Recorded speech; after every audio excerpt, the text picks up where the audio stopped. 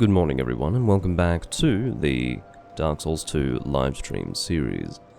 I'm very happy to say that things have been progressing along with this livestream, or I suppose with this build would be the most accurate thing to say, and that's been happening off camera. Now, part of me does want to be able to include everything that is being improved upon with this build on camera, but not all of it is actually very enjoyable to watch. When I say that, I'm pretty much exclusively referring to anything that requires extensive grinding. Extensive grinding is really unpleasant. It's unpleasant for me to do, whilst being forced to be somewhat engaging, and in addition to that, I don't think it's going to be all that exciting to watch. So, I mean, I don't mind showing a little bit of grinding. Let's say, for example, I need to do some grinding, which I will, for the most part, do off camera. I don't mind showing you maybe 15 to 20 minutes of that on camera, but I'm definitely not going to do the bulk of that work, if not all of that work, on camera.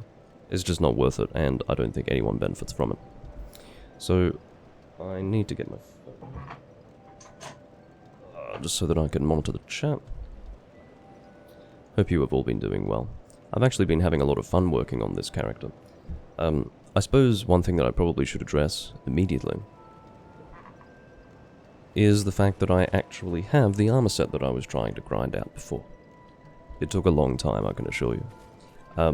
It looks very similar to the actual ruined sentinels themselves. I look reasonably skinny. And yeah, I actually think the set works really well in terms of color coordination. I'm all about color coordination. It's one of those weird things. People like to color match in different ways. I'm all about getting almost the same color. If I'm matching to something that has multiple colors, I want to get all of those colors reflected in whatever I'm matching it with. So, this here, for me, like, I decided that I would use this shield, for example. I feel like this set matches that shield really well.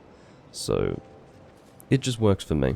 In addition to that, I can relate it to the colors on this hammer. It almost looks like it is part of a single set. That is really what I aim to do when it comes to all of my builds with armor sets. I want there to be color coordination as if it were part of a set, even though it might not be. So that really is that's the situation. That is my impetus. It is to essentially create a cohesive aesthetic appearance. Just getting my chats up now. By chats, I do mean chat singular. I used to say chats because I used to multi-stream, used to stream to both YouTube and Twitch. I don't do that anymore, so it is chat singular. I've actually got a strange beverage today. It is from Suntory. It is Boss Coffee. You've probably heard of it. This one is a little bit odd, though. It's actually rainbow, and it looks really incredible. It looks like the fires of hell when the chroma key is active. Well, perhaps just on that side here, it's a little bit less fires of hell, but I may as well just take off the chroma key very briefly, just so that you know that I'm not going crazy. It looks like that. I've never tried it before. I've had, like, the black ones, and I think possibly the regular latte one. I don't know what the fuck is going on with this, and I don't know how it actually differs from the other flavors. I suspect that it's going to be quite sweet. Oh, apparently Twitch is raising Tier 1 subscription prices by $1 in Australia, Canada, and the UK. Yeah, we'll see how the drink goes, I don't know. Hopefully it's not too sweet, I really don't know what to expect, but, well, perhaps I can read it. It says, Rainbow Mountain Blend, Signature Blend Iced Latte. Rainbow to me can only mean sweet. I mean, I suppose you could also say it's got eclectic flavors and so much variety and just this crazy, unique flavor. You could also say that that would be a rainbow flavor. Got a hair in my mouth. That's undesirable. But yeah, it may be sweet, may not be. We'll find out. It's sweet. It's really sweet. Wow. Rainbow Mountain Blend. I much prefer the standard black Suntory. Far out. Well, it gives me the gives me a teenager's first coffee kind of vibe, quite frankly. That's the impression that is left upon me after having consumed that. It's only small. It has a 1 health star rating. In Australia, we have a health star rating for our food and drink.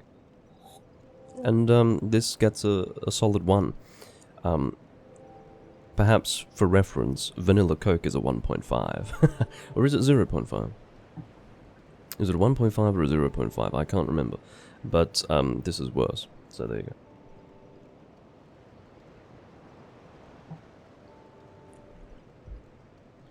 Nearly 10 Canadian dollars per month. That's a lot. Of course, it's over to you as to whether or not you want to pay that, Peaberry. I certainly wouldn't hold it against you if you didn't. I don't know why they're actually raising the price. Are they trying to suggest that the running costs of Twitch have inflated to the extent where we now need to be charging even more for the subscriptions? I don't know. I would suspect that that's what it's about, but it is unfortunate for those of us who are in receipt of subscription fees, and then you're going to have people who can no longer afford that, so it's actually not good. I suppose that's probably the logical gymnastics that you have to engage with whenever you put up prices like that. You have to figure out, are you going to make more money by charging more, or are you going to make more money by charging less, therefore more people will be able to afford it? I don't know. These are not the considerations that I have to worry my pretty head over on a day-to-day basis. So I'm not going to get onto that subject. Now, let's talk about everything that I've done off-camera. Obviously the most important, which I've already mentioned, is the armor set. There is a little bit more relating to the armor set that I have actually taken care of, and that is the full upgrading of this armor set. It is all +5, as you can see. That took a little bit of work. Now, there's probably a few different ways that you can actually grind Twinkling Titanite.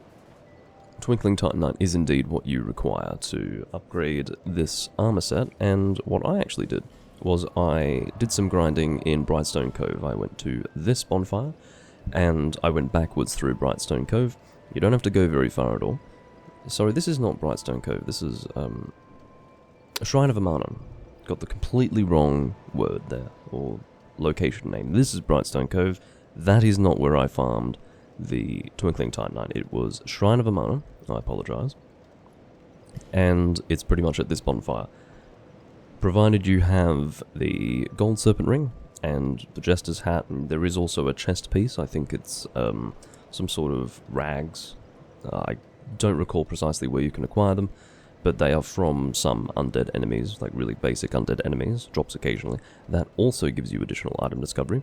Provided you have decent item discovery, you do actually get Twinkling Titanite fairly frequently from the enemies here. It's not just the Archdrakes, it's also the frustrating mages. That is their technical and official name. It is the enemies, or they are the enemies who have their staves and they cast their ranged magic at you from a distance. They also drop Twinkling Titanite, so you've got two types of enemies that drop Twinkling Titanite. They seem to drop it fairly frequently, and you have a bonfire very close by, so excellent grinding location. It still took some time to actually get what I needed, I have to stress. Like, I hasten to add that even though I have described it as a good farming location, it does take time. So, one thing that I am going to do is just double check to see if I'm happy with the volume of my microphone, because I did actually raise it a little bit. Yeah, actually I'm pretty happy with that. That's good volume. I wasn't too sure. I wasn't too sure if I was speaking more loudly now than when I set the volume, but I did have to actually raise it quite a little bit. I think it's been very quiet recently, and it's been bothering me in some of my recordings, so yeah, I've raised it a little bit. I just want to reduce the amount of work that my compressor has to do. I don't want it to catch too much. I want it to, but I also want it to be fairly loud, so yeah, I don't think it's been loud enough recently, but I've made a change to that, fortunately. Hello Hossein, and hello Rem. Thanks for stopping by.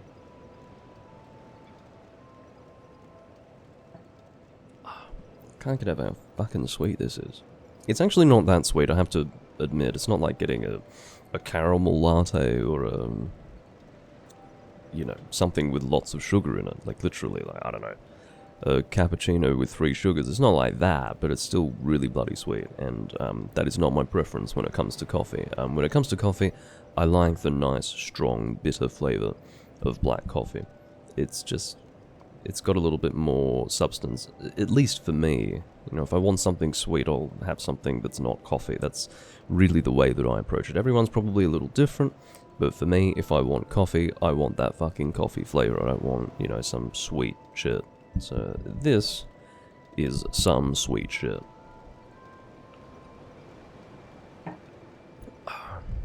Now, did I take care of anything else?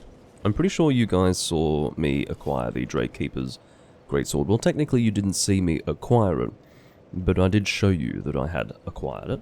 This is obviously going to be used in conjunction with Sunlight Blade. Just to demonstrate that there. I think Sunlight Blade looks absolutely ridiculous in this game. Why does this almost look like a mod? It doesn't look legitimate. Why is the sword so fluorescent yellow? I just don't understand what they were thinking. The lightning effect is fine, I don't mind that, but why would you make the sword yellow instead of gold? Like, for example, I can't really show you properly here, but once I rest at this bonfire I can. See the appearance that it takes on in the Sunlight Blade picture there? It's a little bit better, you know, it's more of a gold colour, the sword itself. This is just fucking yellow. It looks terrible. It reminds me of old Monster Hunter, where instead of it being gold Rathian, it was more like yellow Rathian. It just is a terrible shade that is not gold anymore. You have to be careful. You have to actually look at your gold shade and work out if it's gold or if it's fucking yellow. Because if it's yellow, it might look a bit daggy, a bit stupid. Well, in my opinion, this looks daggy and stupid and dinky and derpy and fucking unacceptable. That's the way that I interpret this. Thunder Piss Sword, that is an excellent description of what I'm holding in my hand. And then the brief moment in time where it just becomes a yellow sword at the conclusion of the effective period is really special as well. You get to see just a normal piss yellow sword.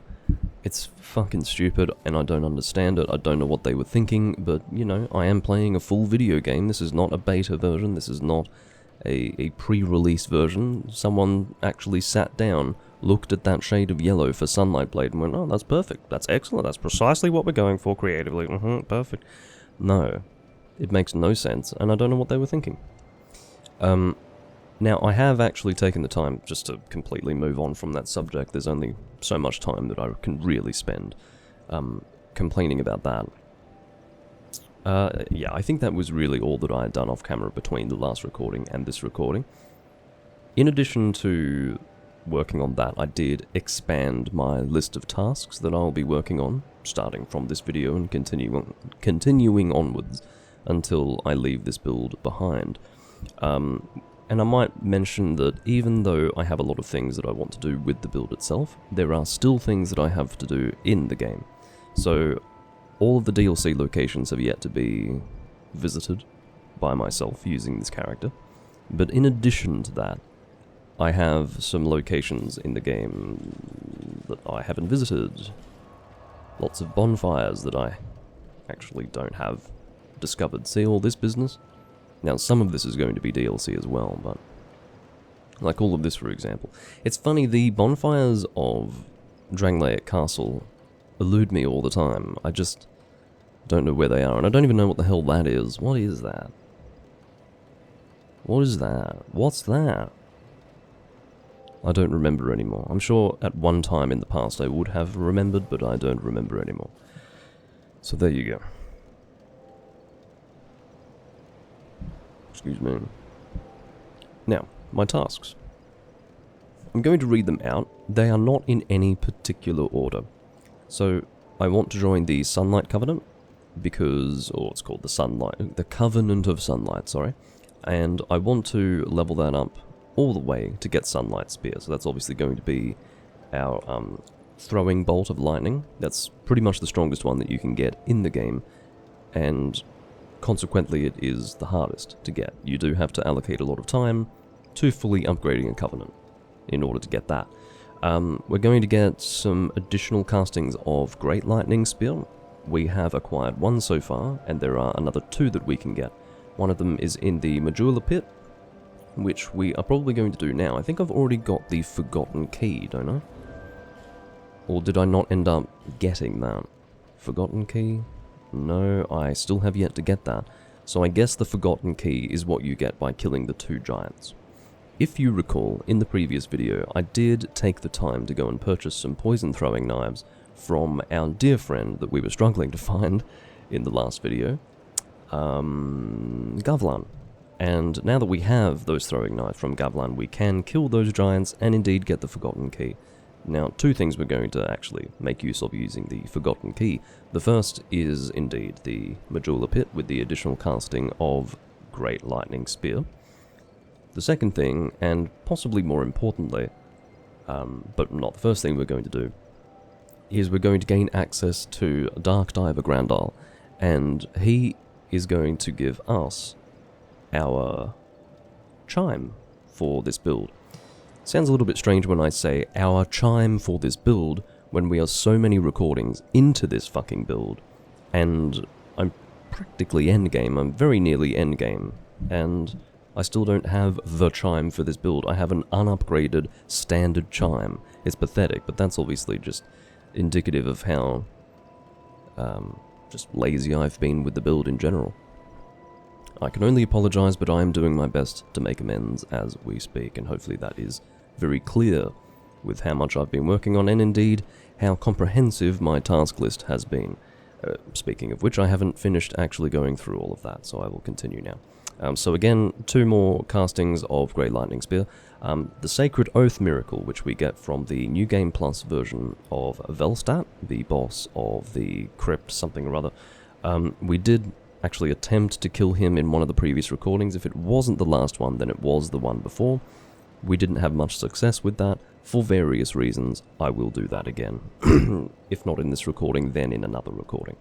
Velstadt, obviously, killing him is going to be beneficial for souls. We will not actually need to... yeah, that's a question. Do we get... We don't get an additional soul from New Game Plus. Now, some bosses that you kill in New Game Plus will actually give you an additional soul to the one that they normally give you. I don't think that happens with Velstadt, so effectively what we're doing is just getting a second standard soul from Velstadt. We of course used the first one to get his hammer, the Sacred Chime Hammer, I think is what it's called. And that's probably going to be our main weapon, or one of our main weapons with this build. It's quite good. So, the question that I have to ask myself, and it just came to mind, is why did I choose to go with Dark? Because Dark doesn't scale with Faith, not really. Doesn't it mostly scale with Intelligence? So Fire and Lightning BNS scale with Faith for the most part, and then Magic and Dark BNS scale with Intelligence, so why do I have a Dark weapon here? I think you can change the infusion after you've actually implemented it into a weapon, but I don't know, maybe there was a reason why. Maybe that just had a better BNS value no matter what. I don't know if there was a logic to it or not, but I may have to review that in time. I think maybe it was because the special attack is actually a dark special attack. That is not quite what I wanted to demonstrate. So this is... Am I going crazy or what? How do I do the special attack? Oh, it's like this. Sorry, I've been playing too much Elden Ring. So that is a dark special attack that it actually possesses. So perhaps infusing it with dark actually increases the damage of that attack. That might be the reason why. Either that, or I'm just going in all the way with its dark abilities, which may or may not be helpful for me. I don't know. I'll have to look into it. But that's looking like the logic that I used, or the logic that brought me to the decision to actually infuse it with dark. So, there you go. Hosein's saying that he actually stopped playing the first Dark Souls twice on the Capra Demon, which is funny. For a lot of people, the Capra Demon was a wall for continuing through the game. It's a really unfair fight for a lot of people. I would 100% agree that it's annoying. It caused me a lot of troubles when I first went through the game, although that was a very long time ago. But yeah, I would say that the two bosses that I had the most trouble with in Dark Souls were the Capra Demon and the Bed of Chaos. Even to this day, I cannot consistently do the Bed of Chaos in one attempt. Can't do it. I think I've done it maybe twice or 3 times ever in my whole history of playing Dark Souls, which is pretty immense. Like, that's a lot of attempts at the Bed of Chaos that we're talking about. And only twice or 3 times have I been able to do it in one go. So that fucking boss, I hate that boss. Capra Demon, there is a logic to it. You really have to be aggressive and get those dogs killed as quickly as possible. That is the strategy. It's aggressive. What I would encourage you to do is check my old Dark Souls recordings. I have quite a lot of them now. I'd recommend checking the most recent ones, which would be, my Dark Souls livestream series, and just see how I approach those confrontations with the Capra Demon and the dogs. You just have to be really aggressive. I would recommend, it's basically you go into the boss room, roll through the Capra Demon's opening attack, go up the stairs, allow the dogs to come. If the Capra Demon is too close behind the dogs, just fall down the stairs, and then just keep doing a clockwise circle using those stairs. And your objective is to kill those dogs, first and foremost. If you don't have a good shield, then make sure that you're light enough to roll through everything. That is the strategy. Anyway, so again, going through the task list, I'm sure that I will get to the end of it eventually. So yeah, Sacred Oath Miracle, that's not a really high priority, it's just a miracle that's going to boost our damage and probably our defense as well, so that will be probably helpful to include among all of our miracles.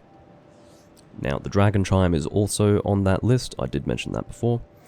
The Chime of Want, I think, is going to be for our dark hexes. Now, Dragon Chime is going to be ideal for Lightning BNS, which is basically any miracle that is going to be non-dark, because miracles that deal damage are pretty much always going to be Lightning BNS focused. So the Dragon Chime is ideal for that. The Chime of Want is going to be much later on. That is when we kill Nashandra, and that's not going to be until the end, basically. We could always kill Nashandra before we go to the DLC. I don't think that well, that's right, you don't actually have to go into the New Game Plus immediately in this game.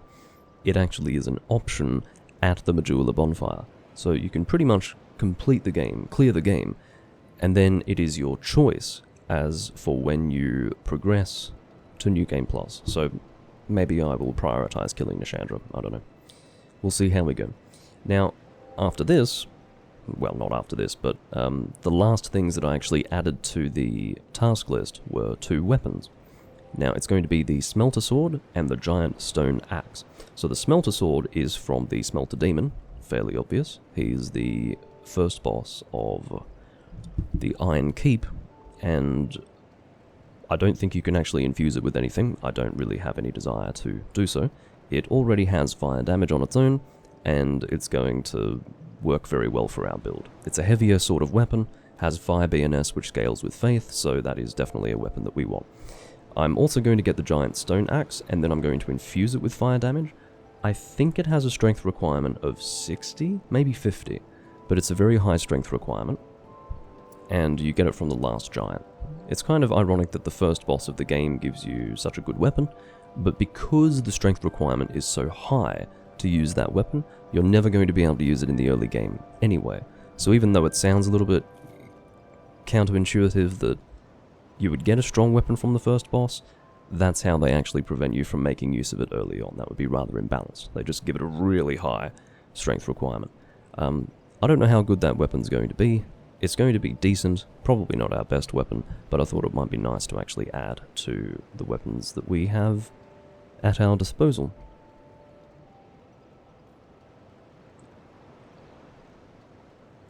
Peaberry makes the point rather accurately that the difficulty of the Capra Demon is not the boss itself, it is the room that you fight the boss in that is very difficult. I actually quite like the color coordination of this axe with the armor and the shield. Okay, what are we going to do first?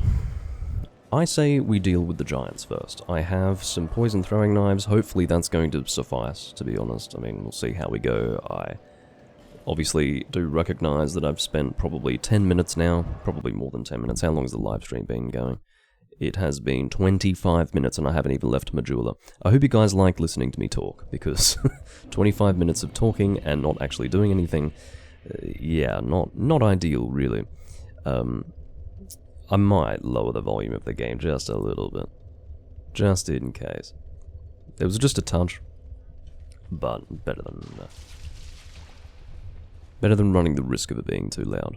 Where is the drop-off point? Is it? Must be further up. I'm going to have to reposition myself as far as where I'm sitting, because I'm actually quite uncomfortable where I'm sitting right now. Oh, fuck, I knew I went too far. Just need to do a few adjustments as far as my sitting position is concerned, because I realized, as I began to actually play the game, that this is not at all comfortable. Now I'm just going to have to make sure that I'm still sitting in an alright spot.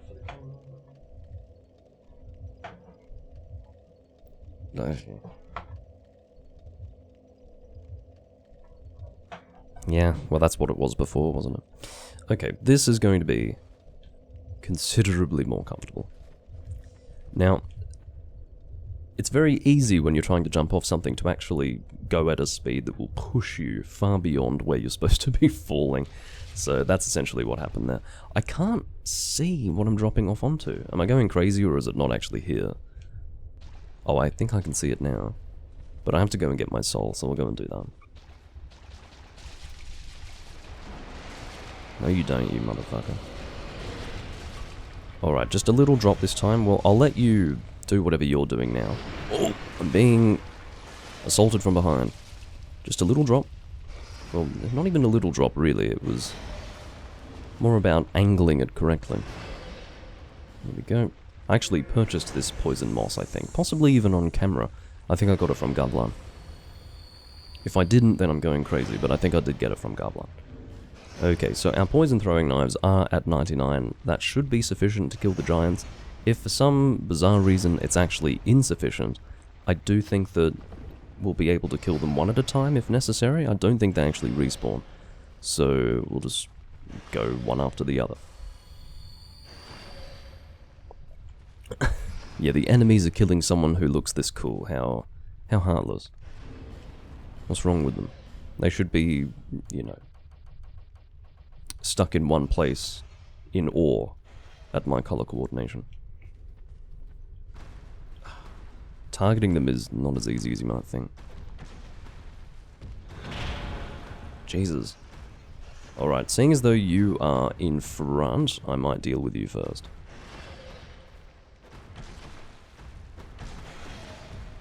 I really don't need to deal with both of you like this. Yeah, this is not working at all, is it? I have to create some distance. That was not actually what I wanted to do there. I'm sure they will leash. I don't think they're going to gang up on me right there. Sure. No, not. Do not return to the last bonfire. Not right now. Oh, here we go. That's very good. Good opportunity, though. That's a scary attack. I do not want to be near him there. Oh, we got our poison. And this is how we're going to kill him, because I don't really have the confidence in my ability to dispatch these enemies whilst staying alive. I would have to change my strategy completely. I would have to get well, I'd have to take off my shield to start with. I'd have to reduce my equip load so that I'd be able to fast roll. And even then, I would have to fight both of them. And that's not easy at all. stop going to the last bonfire or asking me if I want to do that. So their attacks just completely ignore my shield, I should mention. If you think I'm just playing like shit, it's not that, it's that I'm relying on a shield that is not even working, to be honest. Alright, congratulations, mate. Time to use some life gems.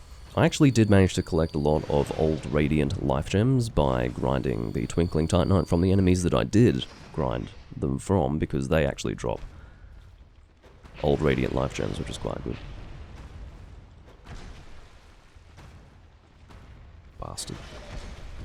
Alright. Doesn't matter, I do not need to focus on one specific giant and then kill that giant, it's fine. I'm not in need of both of them, or rather, I don't need to kill them one at a time, in a particular order. It's amazing how quickly they move to return to where they started. Oh, what's going on in there? Can't quite see.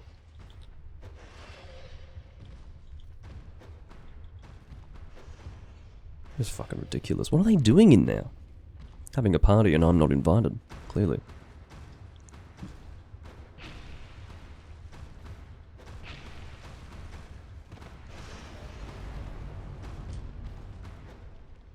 Come on. You're actually targeting him and you're still missing. It's pathetic. Alright, so he's poisoned again.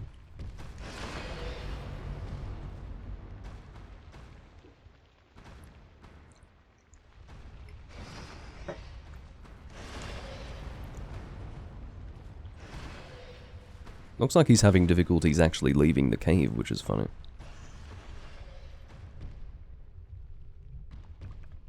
I'll tell you what I can do to you, my friend. What are you doing? Why would I want to do, like, a pushing attack with my left hand? It's ridiculous. It's obviously not what I intended to do. There we go. Goodbye. And now for your friend.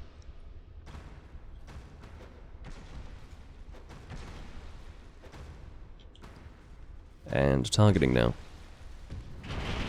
Of course it's a little bit delayed there. Come on. Get moving.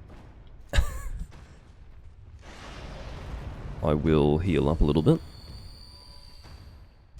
As I said, I don't think they actually respawn, so it should be okay if I die to this one. I'm not actually intending or expecting to die to this one, but I'm saying that hypothetically, in the event that I actually died to this one, it wouldn't be the end of the world. That is, however, not an invitation for me to start playing exceedingly poorly. Let's try to do a little better than dying.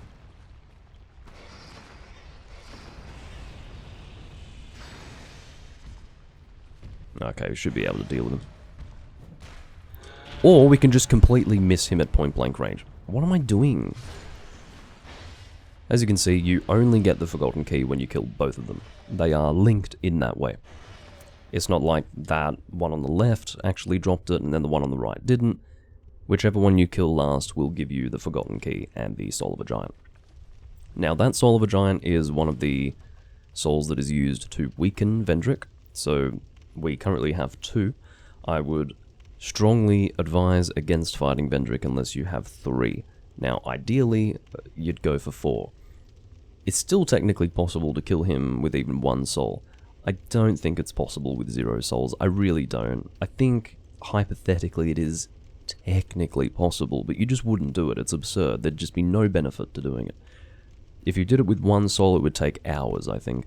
2, it would be truly miserable, but you could still do it. 3 is very difficult, 4 is manageable, 5 is simple, and I don't know how many souls you can actually get. It might be a maximum of 5 or 6, I can't completely recall, but yeah, I usually opt for 4. That's my comfortable number that I go with.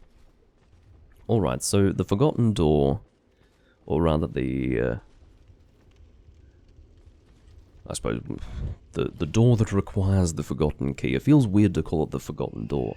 Someone may have forgotten about the key, but remembered about the door. And perhaps the door is well known, and, you know, common knowledge, that it exists, but it's the key that people have allowed to slip their minds.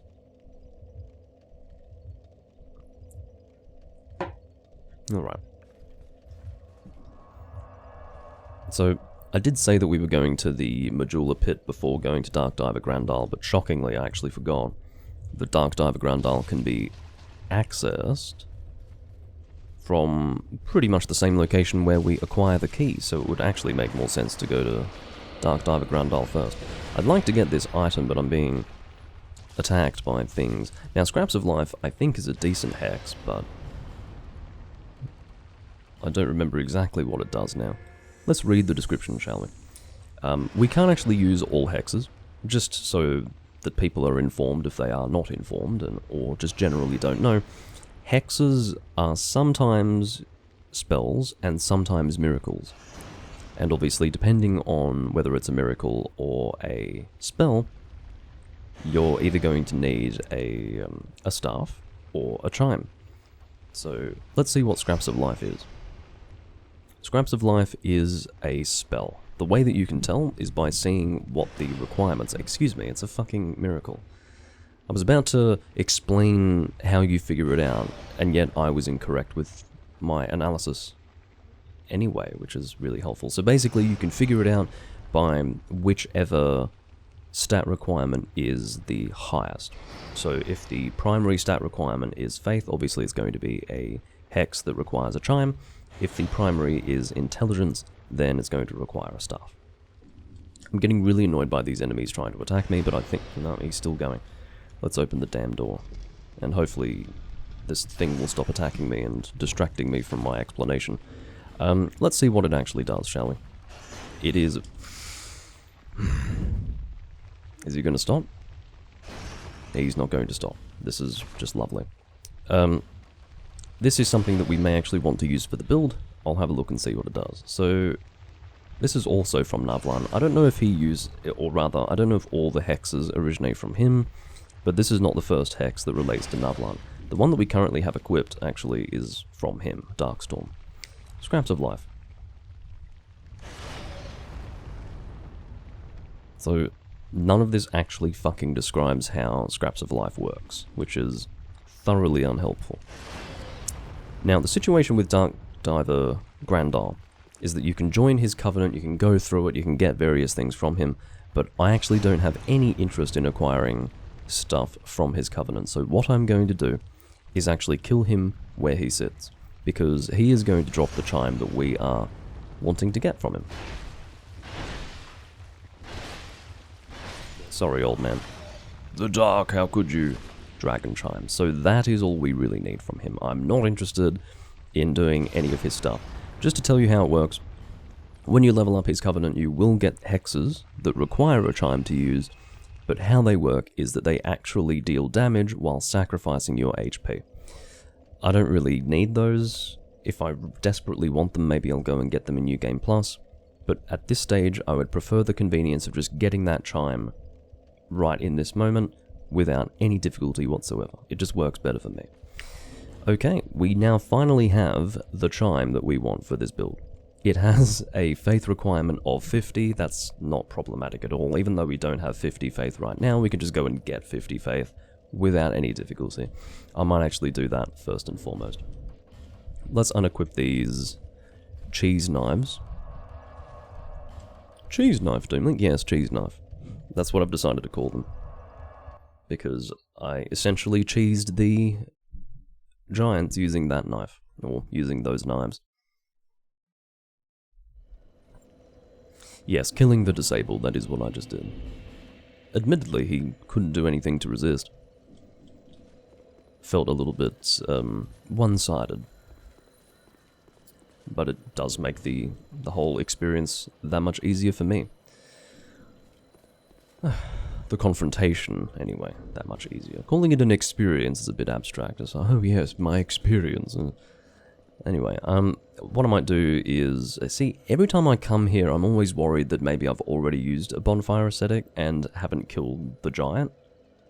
But I know that I've done it, so I shouldn't second guess myself.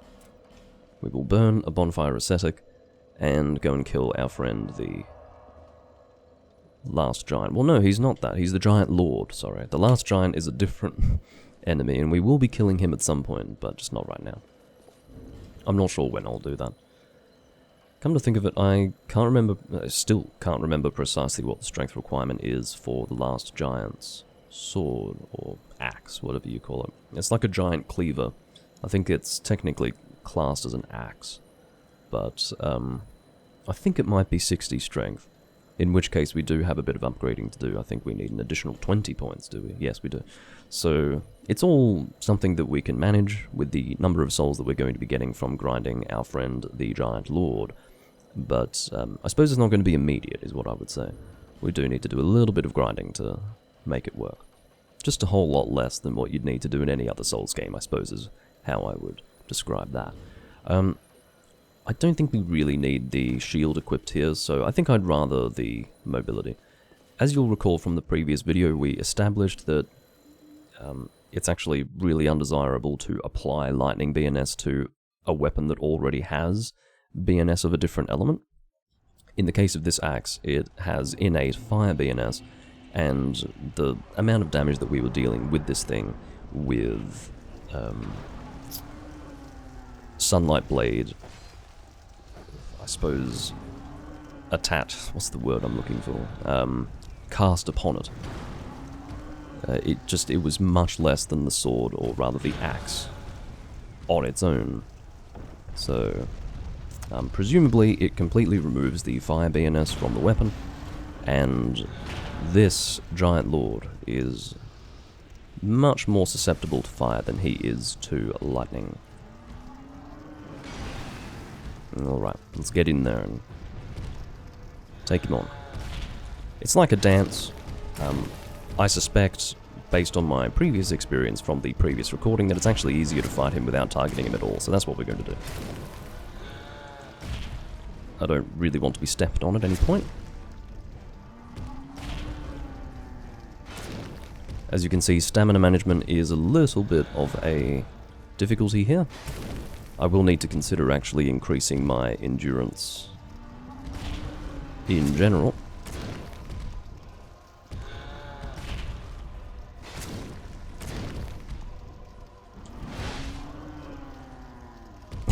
What's BNS? Beans? I actually can't remember what BNS stands for. I'm trying to think. Is it an acronym or is it just a shortening? I'm going to assume it's an acronym because all the letters are uppercase. Nothing's actually coming to mind for any of those letters. So it refers to... maybe the S means scaling. So... BN scaling. What would BN refer to? Someone's going to fucking Google it before I can figure it out, obviously, but... uh-oh, I'll have to roll through that. It's a bit dangerous. I'm at a level with this guy, keeping in mind this boss currently is New Game plus 5 level. Or I guess technically... I guess it's New Game plus 4. That's not good. New Game plus 4, Bonfire Intensity 5, I believe is how it works, because Bonfire Intensity 1 is just New Game.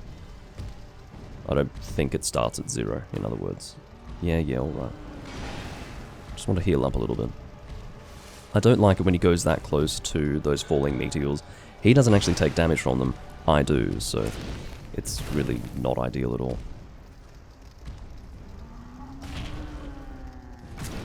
That's actually quite good doing the strong attack. I prefer that. It's better for my stamina management as well. Interestingly, that previous attack countered as a counterattack, then the one that followed it was not a counterattack, so the damage was not as good. There's a healthy demonstration of why we don't want to go close to the falling meteors, or flaming rocks, whatever you want to call them.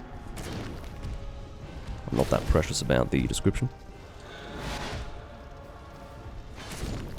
And he's dead. Now, I'm picking up a fire seed every time. I don't think I'm going to benefit from fire seeds at all, but I'm taking them anyway. We are now sitting on 324,421 souls. Again, P-Berry, well, maybe for your information that was helpful. I know precisely what BNS does, I just didn't know what it actually referred to. Apparently, it is not an acronym, it is short for bonus, BNS, bonus. Fair enough. I hadn't actually thought that that's what it was. But yeah, so it will relate to the scaling of, or rather the scaling will be for certain stats. I think I went over it before. Intelligence and dark relate to intelligence, and then fire and lightning relate to faith. So quite interestingly, those elemental abilities of the weapon are no longer something that you would ideally have with a build that's just all focused on physical damage. If we look back at Dark Souls, the first Dark Souls, if you infused a weapon with lightning or fire or something like that, you actually wouldn't be getting a scaling off it at all. You would instead just be adding elemental damage, and then the scaling would be stripped from your weapon. So if it were a strength weapon that previously had like a B scaling or an A scaling in strength, it wouldn't have that scaling anymore. It wouldn't even scale, or rather the lightning or fire damage wouldn't scale with anything either. It was literally just the raw damage of your weapon with no scaling attached to it, plus the flat elemental damage bonus attached to the weapon. So at that point, really the only relevant, or the only relevance that something like a strength stat would have would actually be the stat requirement for wielding the weapon. And then of course, that was pretty much only the case for fire, lightning, and chaos. If you infused it with divine or occult or magic, and I think there was crystal. No, crystal didn't scale. But yeah, for those, that would actually relate to a stat. So obviously, divine and occult would scale with your... Yes, with your faith, I believe. Occult was also faith. And then magic, and I think there was a second magic-related one, wasn't there? Strangely, I've forgotten what it's called.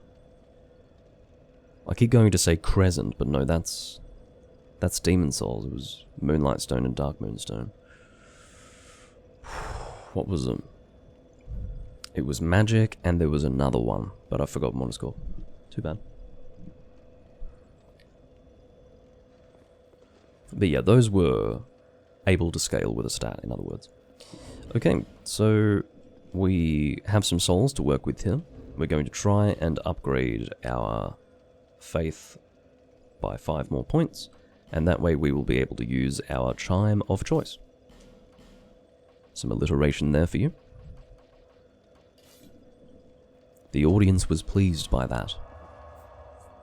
I haven't really been using the giant soul that I get when killing him.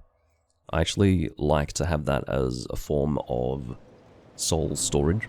So whenever I need to get souls for one reason or another, let's say for example, I have died, I currently don't have any souls on hand whatsoever, but I do want to actually make use of some souls before I go and get my bloodstain.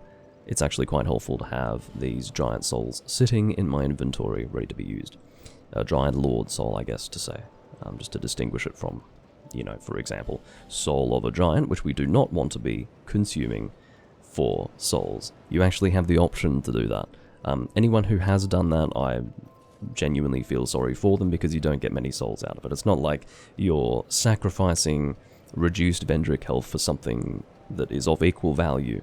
That is not how that works. It's something like 4,000 souls if you consume that. It's not worth it at all. So it would be a terrible mistake to do that. Just a waste. Choose your chime. What do you mean? I've just chosen it. Unless that's some sort of joke. What am I doing with myself? I am going to level up as much as I can with you. I think we will keep 250 there, and then I'm going to focus on strength. Now, off camera, I did do a little bit of leveling up. I may as well keep you up to speed, or bring you up to speed on that. I think it was just vigor that I increased. I might have done a little bit of endurance, and I do want to do more endurance, actually. That's very important, because obviously with a strength build, where you're going to be reliant on a shield, and using heavy weaponry, which is going to consume a lot of stamina when you swing the weapon, you do need a hefty amount of stamina in order to manage all of that. I would say my stamina at the moment is acceptable, but there is room for improvement, so I'm going to work on that. But not as a priority. The reason why is because I obviously have this faith that I require for my chime, so that's going to be the priority as we speak. And then after that, I do want to increase my strength to 50 or 60, whatever the requirement is for the giant's axe, whatever the fuck it's called. The thing that you get from the last giant, it's the boss soul weapon there.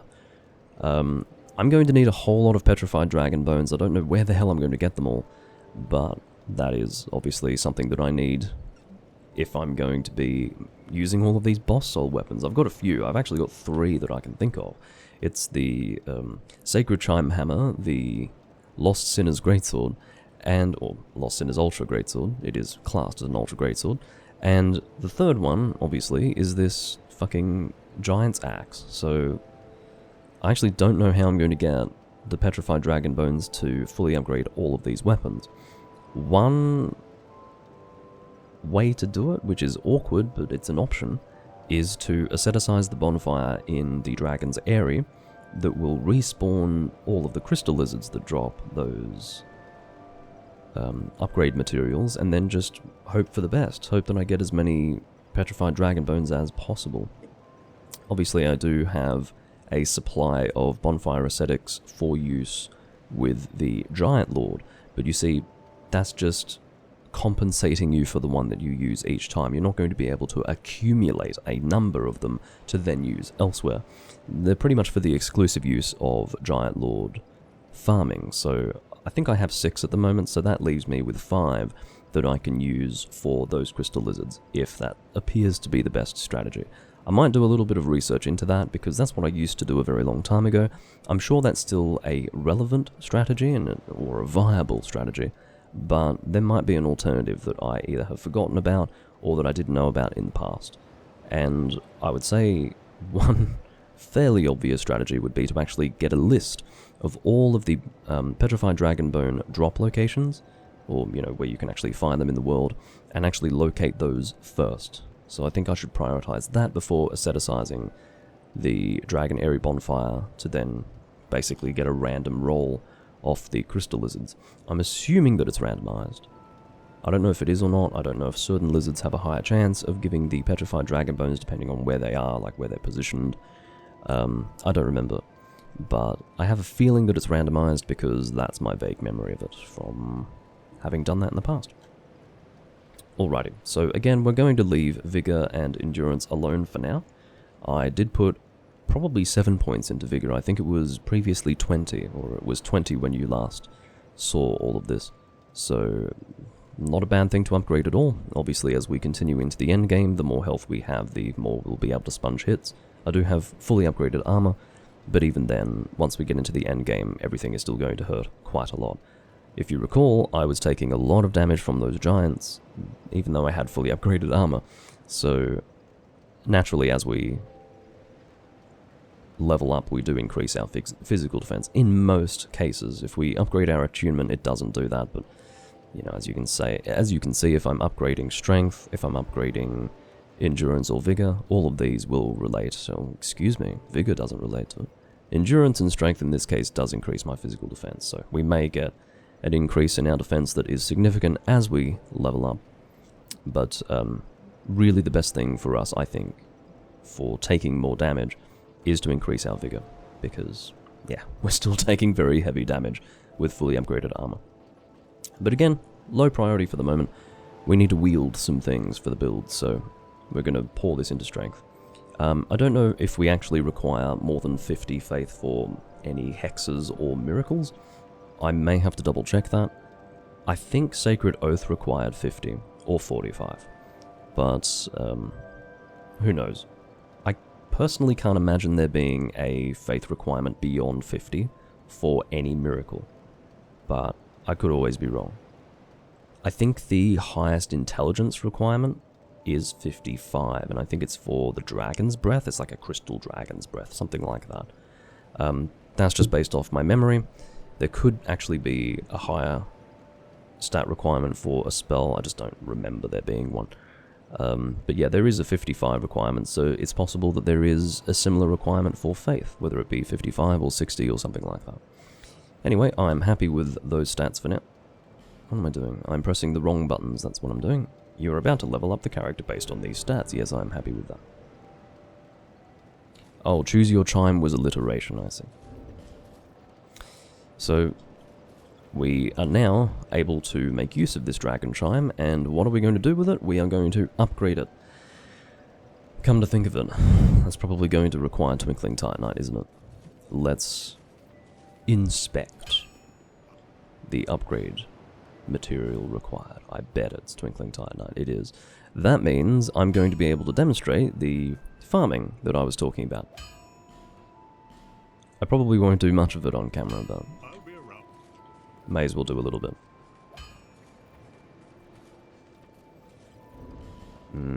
Unless, no, I think what I'll do first is I will drop down over here. I did actually get the ladder from Mr. Gilligan.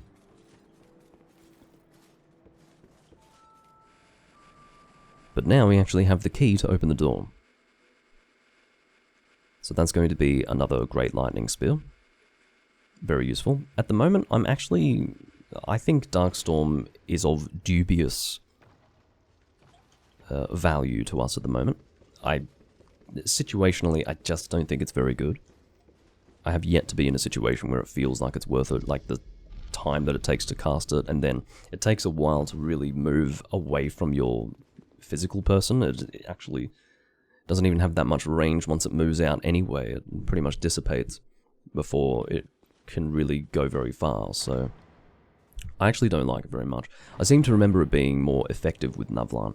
Either that, or I'm thinking of a different hex that Navlan cast. I think it might be a different one. It was really big and really damaging. There's our other lightning spear. Basically, the point that I was going to make there is that I will probably replace the Darkstorm with another use of Great Lightning Spear. Let's have a look and see what we just picked up. So, I saw Soul Vortex. Let's see what that does. That seems to be a spell, am I correct? Yes, that is a spell, so we are not going to get any use out of that. So, I'll demonstrate Darkstorm. I don't just need to describe it, I can actually show you what it looks like. I suppose that would be good for a boss, something large. But I just haven't been able to get much use out of it against regular enemies, so... yeah, it hasn't impressed me up until this point.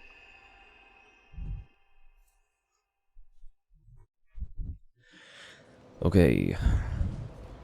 As I said I would, I will remove this. Give myself another use of a Great Lightning Spear. And then Sunlight Blade.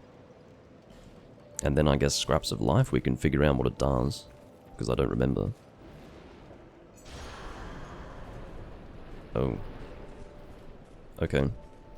Maybe it steals the HP of the enemies and then gives it to me. So it's sort of like an attack and also a healing hex, maybe? I'm not sure. Maybe it's just an AoE damage hex. I don't know. Well, I have equipped it because I can. I think Darkstorm requires 2 slots, whereas this is only 1, yes. Okay. Let's try Scraps of Life then. See if it's effective. To be honest, it looks like very similar stuff to the Darkstorm. Okay, so we do still need to upgrade this Dragon Chime. That is probably going to be my priority. I want decent damage with my miracles, quite frankly. And the sooner we upgrade this thing, the sooner we're going to be able to get that decent damage. Let us now demonstrate the Twinkling Titanite farming technique that I was describing at the beginning of this recording, and which I now need to make use of in order to upgrade this chime. I will equip my Gold Serpent Ring and the Jester's Hat. For fuck's sake, that is not what I wanted to do, my friend. Thanks anyway. We'll replace the Stone Ring with the Gold Serpent Ring. Open your eyes, Doomlink, please, for fuck's sake. And the Jester's Hat. Or Jester's Cap. Doesn't matter if we call it a cap or a hat, it is sufficiently descriptive regardless. I'm interested to see... Well, no, okay, I will approach this in the way that I normally do. I will approach them and swing. You need to be really aggressive with these guys. You can take care of them fairly easily if you're aggressive enough. So, hopefully that is a good demonstration of the technique that you may want to avail yourself of to dispatch them swiftly. Sadly, however, if I do that, I can't test the strength of my Great Lightning Spear. But yeah, +1 Dragon Chime should be dealing pretty good damage with my Great Lightning Spear, so let's have a look. 447, still not enough to kill these guys in one hit, that's a bit pathetic. Well, that's too bad. Like I suggested, I'm not going to do too much grinding of these enemies. Ooh, not good. Bad news. That was dangerous. I'm not going to grind these guys too much. I would rather do the bulk of my grinding off camera.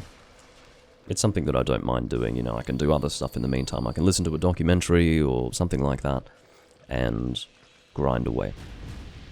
It's much better than trying to be entertaining during fairly repetitive visual content.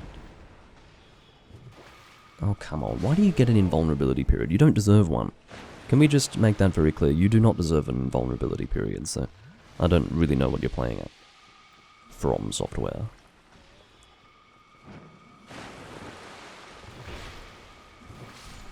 Sometimes you just have to take a hit, you know.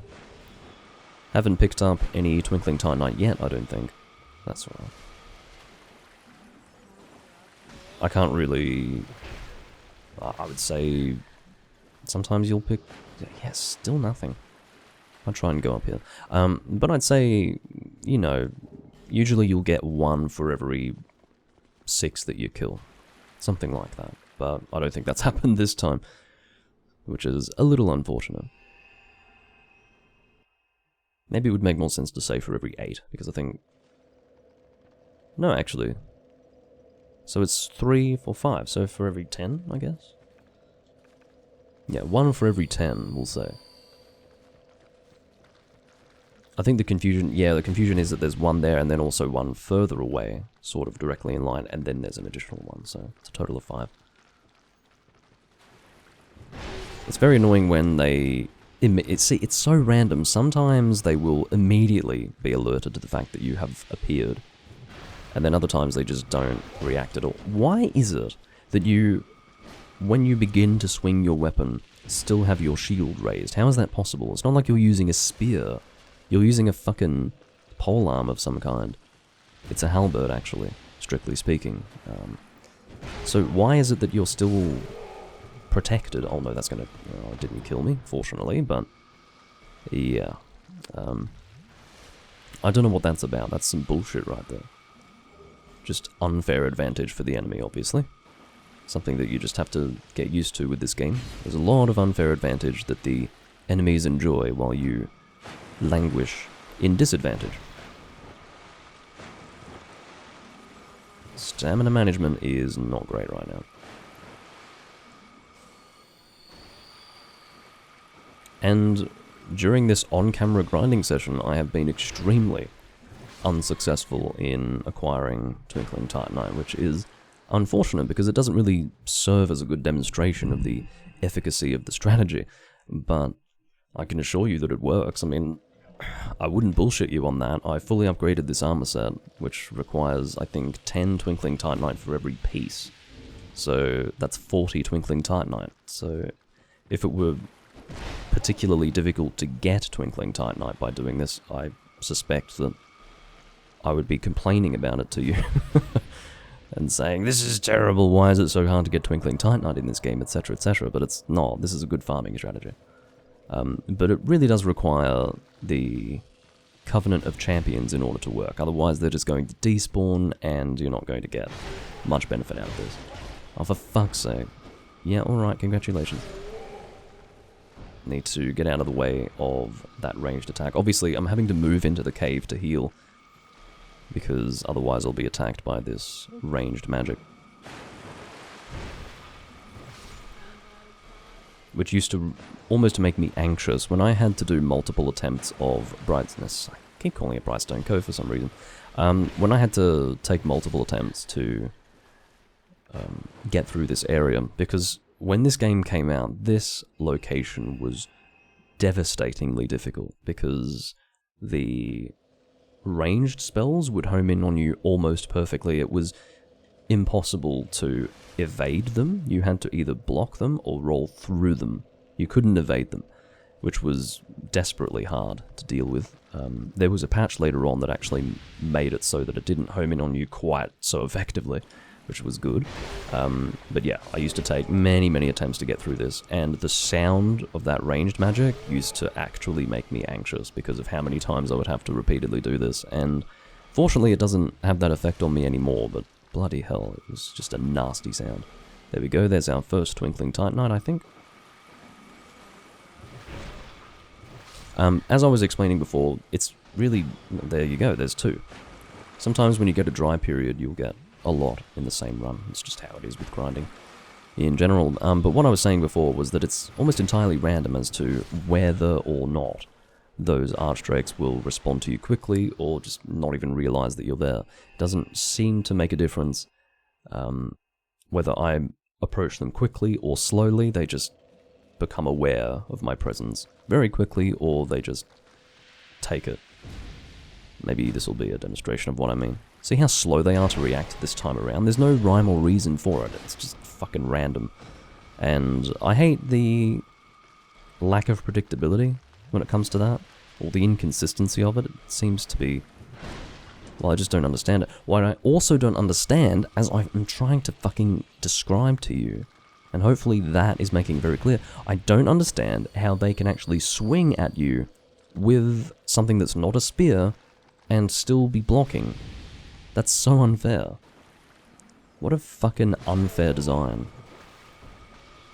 They literally reject the logic of the series. The series logic is usually that if an enemy is swinging their weapon and they can still block you while doing so, it's a fucking spear. Same thing for us as well. What a joke. Alright, 2 more enemies to kill, and then I'm going to make my way back to the bonfire, and that'll conclude my farming session for now. I don't want to detain you all for too long, or at least to bore you with too much repetition. Yeah, obviously the majority of people who were playing Dark Souls 2 when it came out did not actually have much experience with the first Dark Souls, and especially not with Demon Souls. I was one of the very few who actually came from 2 games prior to this one, so I didn't have as much difficulty with this game as most other people would. So for example, you would look at Twitch and it was just people fucking, you know, being dramatic and saying, this is the hardest game ever released, blah blah blah. Seemingly they've never played a retro game. And whereas that wasn't my experience. However, once I got to this location, I was crying tears of blood. This was just unreasonable, this place.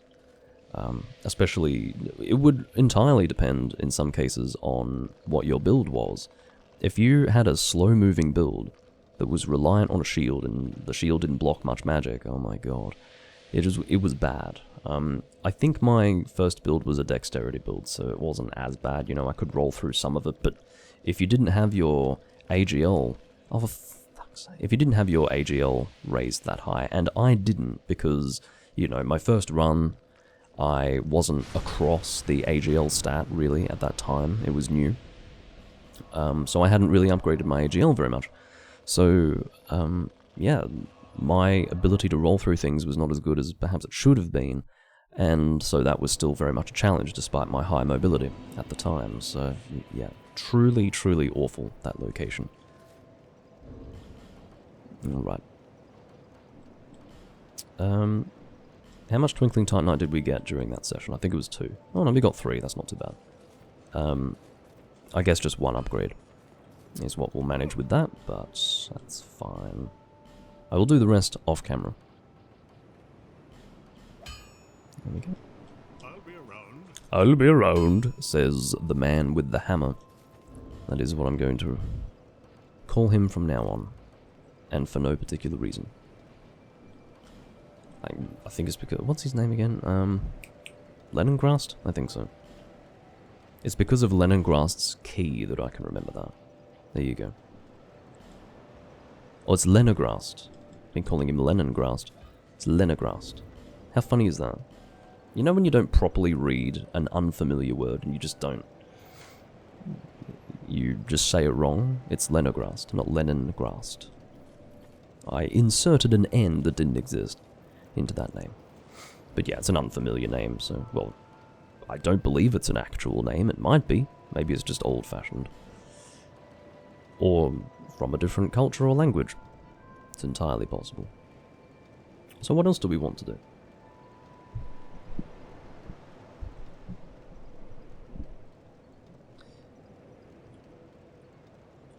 I'm going to take... oh, there is actually another usage of Great Lightning Spear that I can acquire. It's in the Undead Crypt with the Pharos Lockstone. Undead Crypt is where we fight Velstadt. I don't know exactly where it is. I seem to remember that it was near the second bonfire, but I don't know where it is. So, I mean, I can go looking. Might be like a little Easter egg hunt, trying to find the Pharos Lockstone that I don't know about. But, I suppose the question would be, do I need a third use? Am I really going to benefit from that at this stage? I suppose I can benefit from it, because I don't really want to use Scraps of Life right now. I still haven't tried it out. Maybe I will want to use it once I actually test it out, but getting occasional frame drops, it's pissing me off. So what I might do is close my browser. Don't really need it open. Alright. Whoa! Why is it performing worse after closing my browser? That is the ultimate question. Now,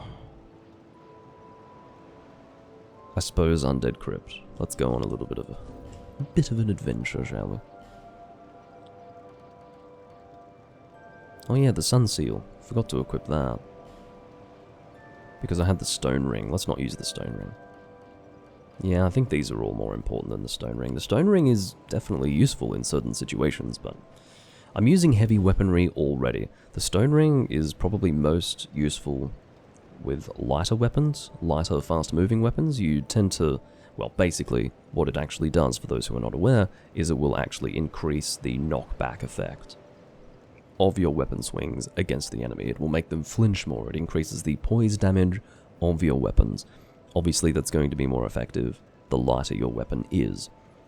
You're already going to have a lot of poise damage with your heavy weaponry. So, yeah, I would say for this build, probably not worth it. The Sun Ring is going to increase the damage, albeit only by a small amount, of my Lightning BNS Miracles. So, there you are.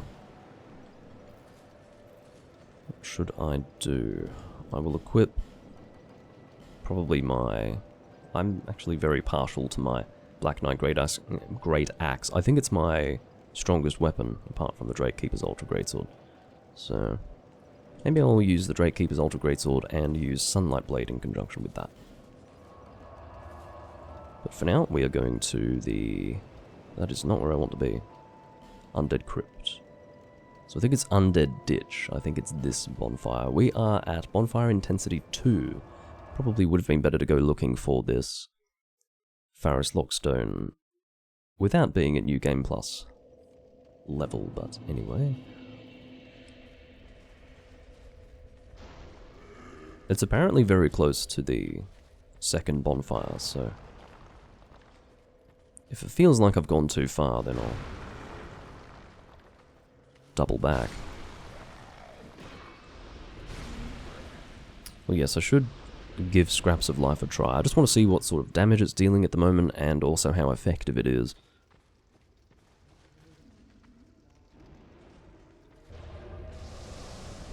Oh yes. I can deal with you. I've got ranged abilities as well. Oh, he seems to be very resistant to lightning, unfortunately. We do have some enemies to contend with. I'm going to come in here. Presumably I will be invaded, because I think this area is now... Yes. It has been reset. I will actually deal with you. Oh, not good. I'm being approached from behind by Nameless Usurper. I don't know if he's actually going to give me an opportunity to use Sunlight Blade. Probably not. Let's do it. No, fortunately, we don't need to perform the whole animation in order to make that work. I'm going to use a life gem just for the mobility of healing. As you can see, he can really take some damage here. Although, based on the numbers that I'm getting there, that doesn't look very damaging at all. Oh, he's fucking strong. Don't you dare, mate. Could you see how long my character was stuck in one place for? That was unreasonable. I did actually press the roll button. It wouldn't have gotten me very far, but... yeah, that was just ridiculous. My character's doing this for like a full 5 seconds. Maybe not 5 seconds, but it certainly felt like 5 seconds. That was stupid. Anyway. I don't think the Pharos Lockstone is there anyway. Maybe it's around here somewhere. If I can't find it within the next 2 minutes, I will go and check online, to be honest. Trying to keep away from these things. Oh, here we go. Actually got a Petrified Dragon Bone. That was really good. I'm actually a little bit frustrated by that, because I don't think I would have actually picked this stuff up the first time, which means that I reset the area effectively by making it New Game Plus without having completely looted it.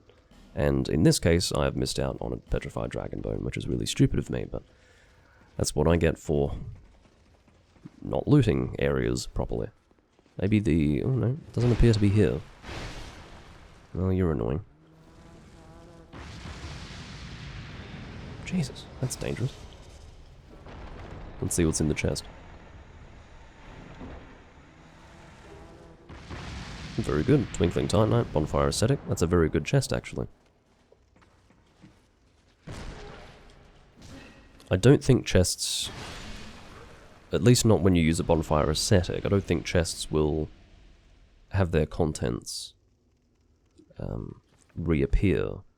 Of course, if you go into actual New Game Plus, it will, but no, not through Bonfire Ascetics, I don't believe. Might actually change weapons.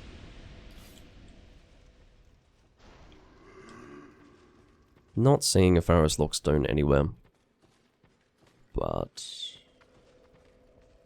yeah, I probably just haven't done a good job of looking for it. I actually find this greatsword to be really interesting, this ultra greatsword. I don't know how I had actually forgotten that it swings this way. Which is a... yeah, you can take that out of context. But yeah, instead of going horizontal, it's a vertical swing. Which is actually quite fun for an ultra greatsword. Just feels a little different. Has a unique flavour to it, which I actually quite enjoy. Lightning Beans Miracle, yes. I'm going to have a look and see where this Pharos Lockstone can actually be found. It's not quite right, is it? Maybe you would call it a Pharos Lock. The Lockstone is what you actually put into the walls, so what would you call it? Probably a Pharos Lock or something like that. I don't really know. Let's go on to... I'm on the Fextra Life wiki, which is not great.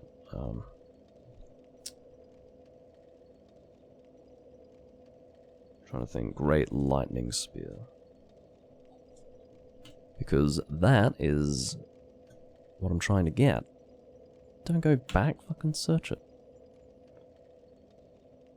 I find it funny that I might, you know, have moments in time where I'm struggling with my internet browser, and unfortunately you can't see me do that because I generally don't take the time to actually show you my browser when I'm going through it.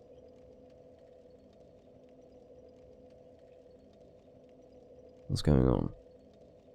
Have I made a mistake? Oh. I'm on the Dark Souls 3 wiki, that is why I'm getting information that is totally different to what I was expecting. Because I went to Great Lightning Spear, and it said rank 2 in the Warriors of Sunlight, and I'm like, that's not right. I was about to blame the wiki, I was about to say, you are giving me misinformation. Let's try that again. Yeah, the Dark Souls 2 and Dark Souls 3 wikis look basically the same. There's a certain uniformity to the way the Extra Life wikis appear, so that was very confusing. I'm glad that I figured that out as quickly as I did, instead of just sitting there confused for ages. Alright, so we got the one from Strayed, we got the one from the Pit, so the one from the Undead Crypt, it says, from the drawbridge shortcut lever, go through the tunnel on the same side. Can I remember where the shortcut lever is? Ah, yes, I do know where that is. It's not near the bonfire. In the first room, open... Okay, so... Go through the tunnel on the same side. Okay, well, I'll need to find the lever to start with. I don't know precisely where it is. There are lots of... Okay, so basically it is a room, if you don't remember it, where there are several different entrances. You can go in many different directions.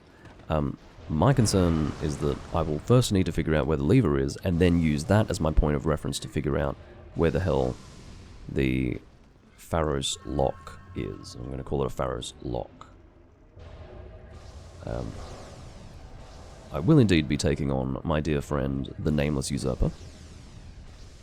I'll deal with you first, because you are a distraction. Probably shouldn't be doing that shit. Don't you fucking dare. I'm just gonna run away from you for a moment. If I show him my back, he just runs even faster. Oh, congratulations, motherfucker. I suppose I need to make sure that I kill all of the enemies in that previous room before I engage the Nameless Usurper.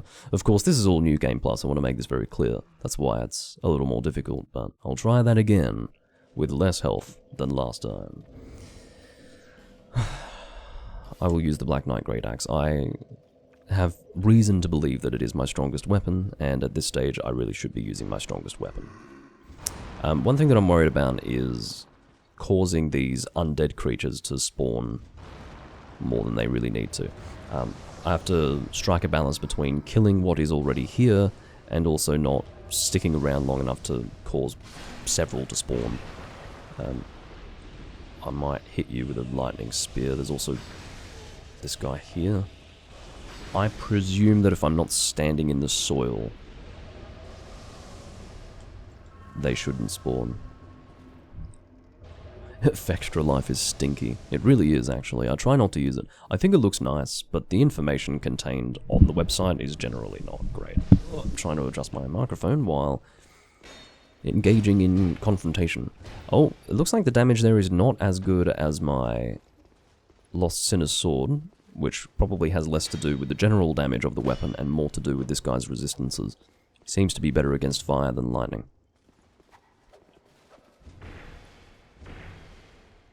Don't fucking turn around like that, mate. Causing great harm to come to me by doing weird shit. Again, turning away for no real good reason. No, you don't. Also being attacked by things coming through the wall, which is lovely.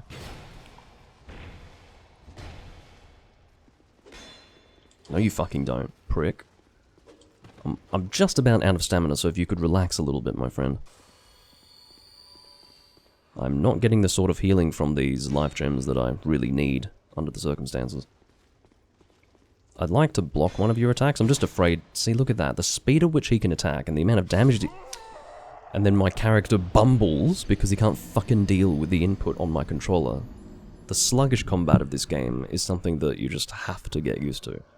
Even as we speak, I'm not really completely used to it. It's because it's just fucking slow.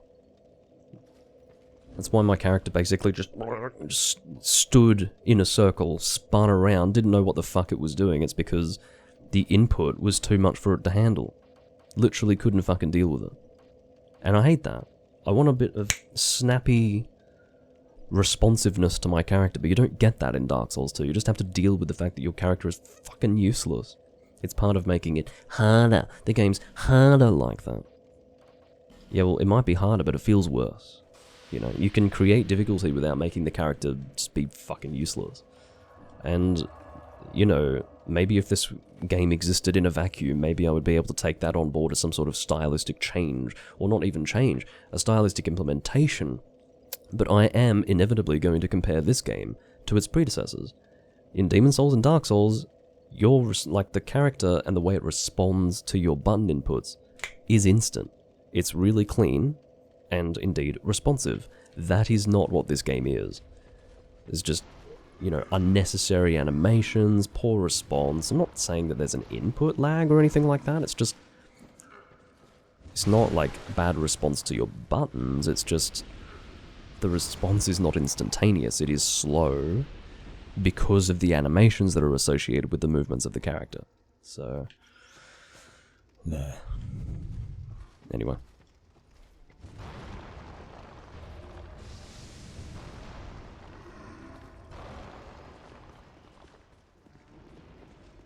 Anyway, I'm probably being invaded now. Am I? Not yet, it looks like. Oh, I am. Just want to make sure that I'm killing you. I'm not going to pick up whatever you've dropped. I'm not interested. I might just have to be extremely aggressive with this guy. Sometimes it's the only way to do it.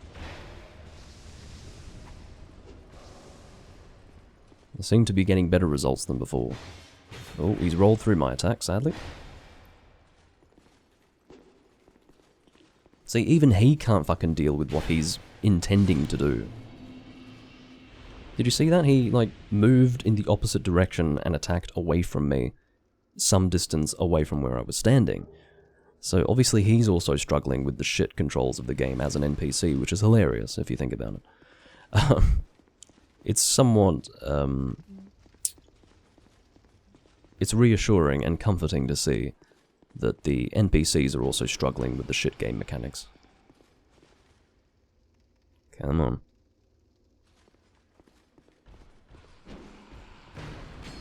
I don't really want to deal with you guys. Not in New Game Plus. Oh, that hurt. Alright, so this is the room that I was talking about, the one with multiple directions. It's a bit dangerous, so I'm going to have to figure out which one has the lever. I have to do my best to not have these enemies spawn. It's better to take this this room nice and slowly because... Okay, I don't actually think it matters where you stand, now that I think about it.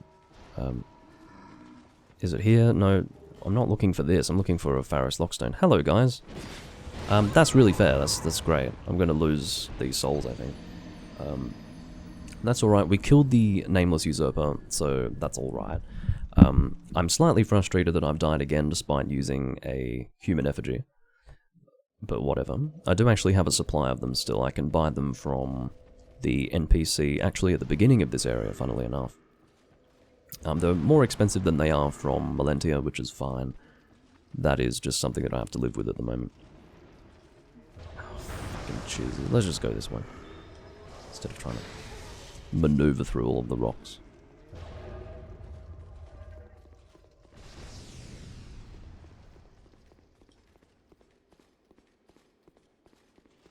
Again, the strategy here with these guys is just to stand here until they start attacking you, and then they will eventually drop their guard. Come on, guys. Oh my god. I'd rather not lose those souls. I'm stuck. I'm sandwiched. It's not the kind of sandwich that I want today. I was going to make some sort of sandwich joke, and then I realized, like, come on, what are you doing? So my soul is down one of those hallways. That's a fucking joke, man. That's terrible. Okay, what the hell's down here? Are you kidding me? I've been going the long way. I never actually needed to go in this direction, because I'm an idiot. Very well. Let's just focus on getting my soul back, and then... Oh, don't roll, you fuck. This is not what I wanted. Alright. We're actually in a favorable situation. Obviously, I am not as familiar as I should be with the layout of this location. Where is the Pharos Lockstone shit? Guys, I don't mind dying to you, to be honest. Like, as long as it's over and done with, I don't care. Turns out I never actually had to go in the direction that I was going in because I couldn't remember that I had access to the exit point. Fucking hell. That's alright. At least we've learned.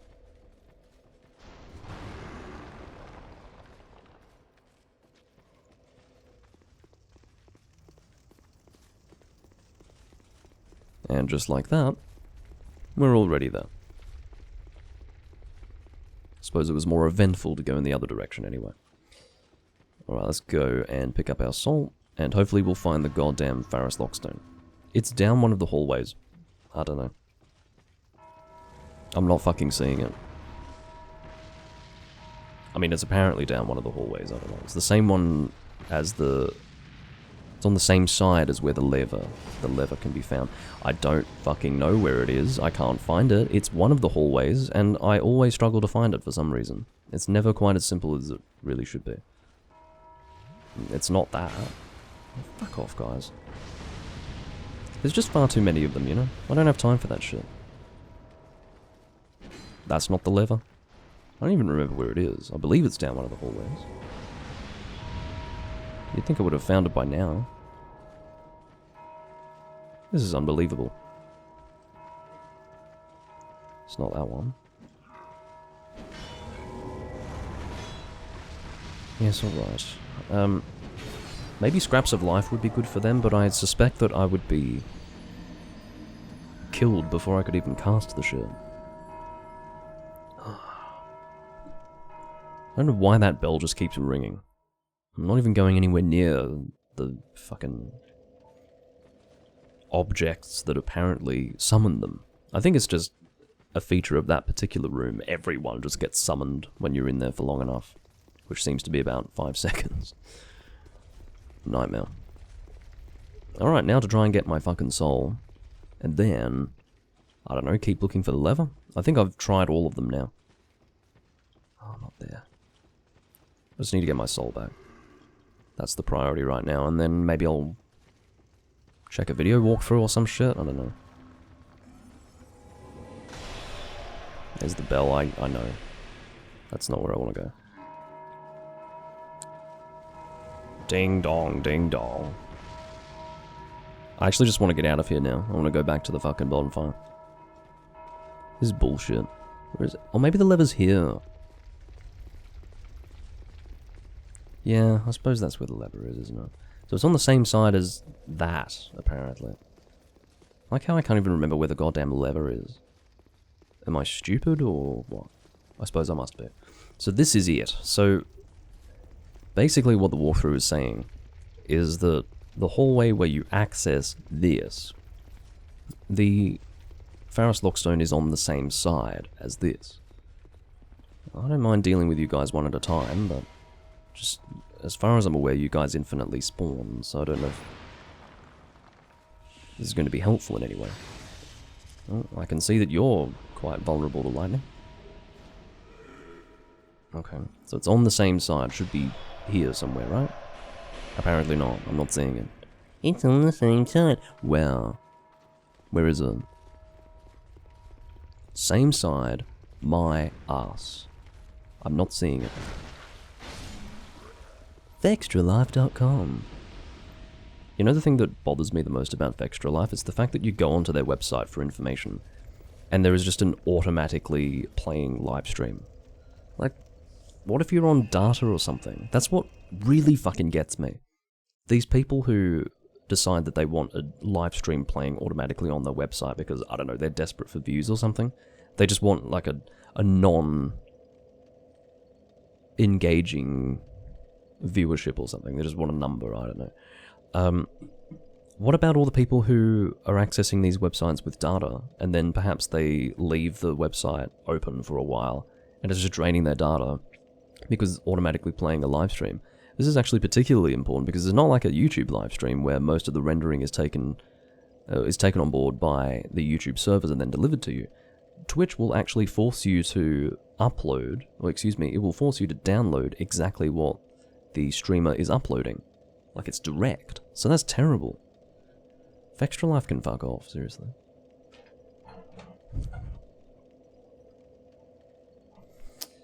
You could be right, AJ, I don't know.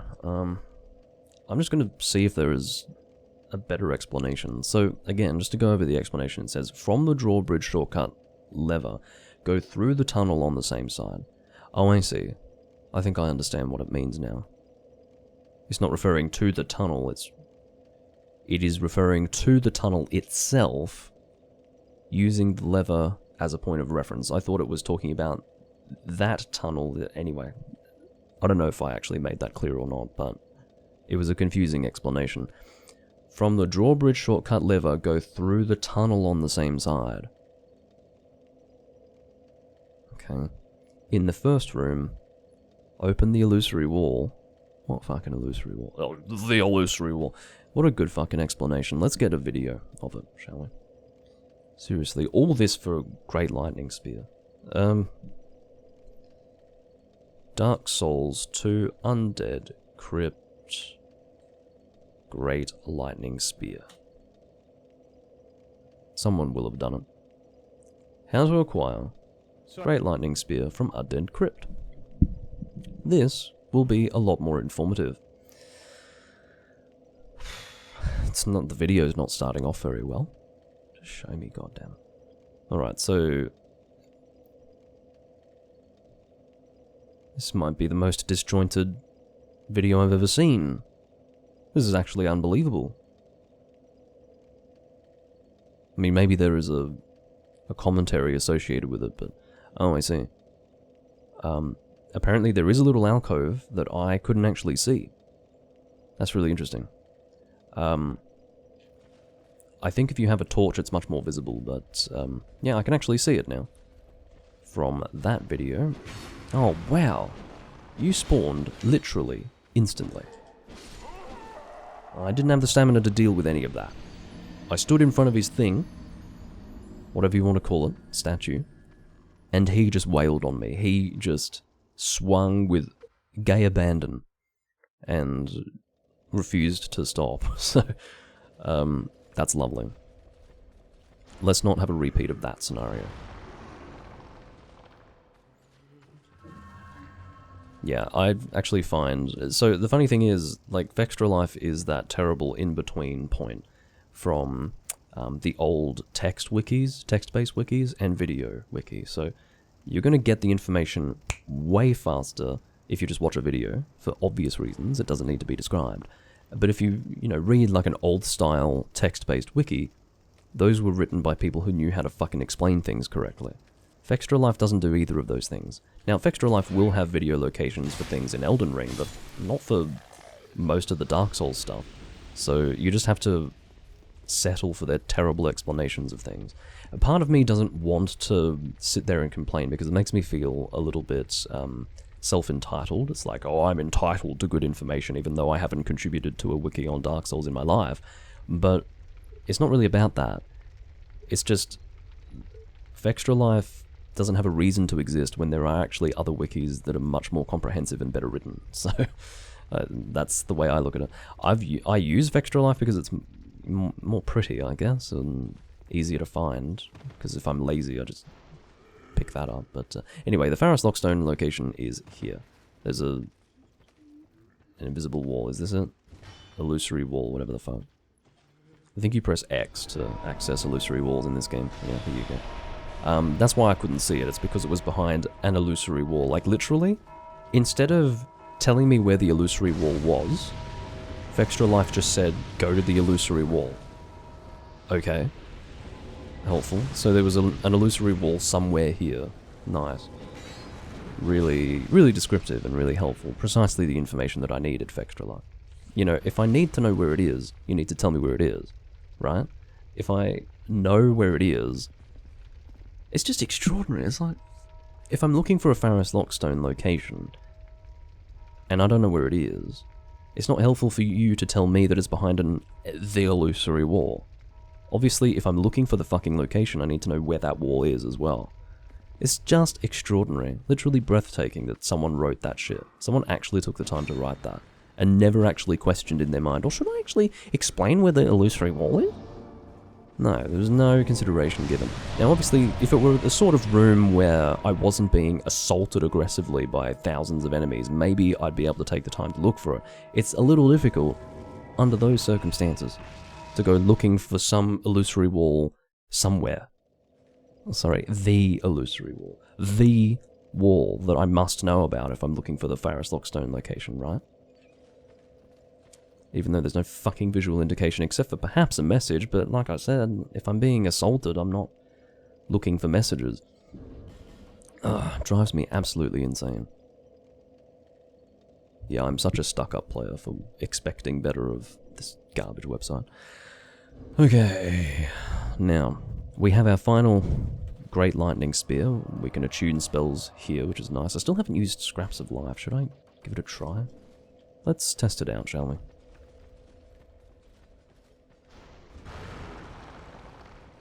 Good day.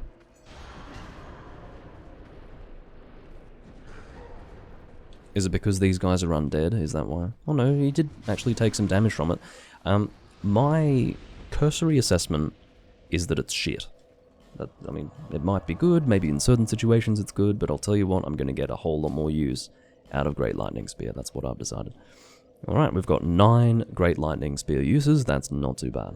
I sacrificed a whole lot of life in order to get to that Pharos Lockstone. I probably should have just looked at the video in the first instance instead of wasting my time. That probably would have been a much more prudent course of action.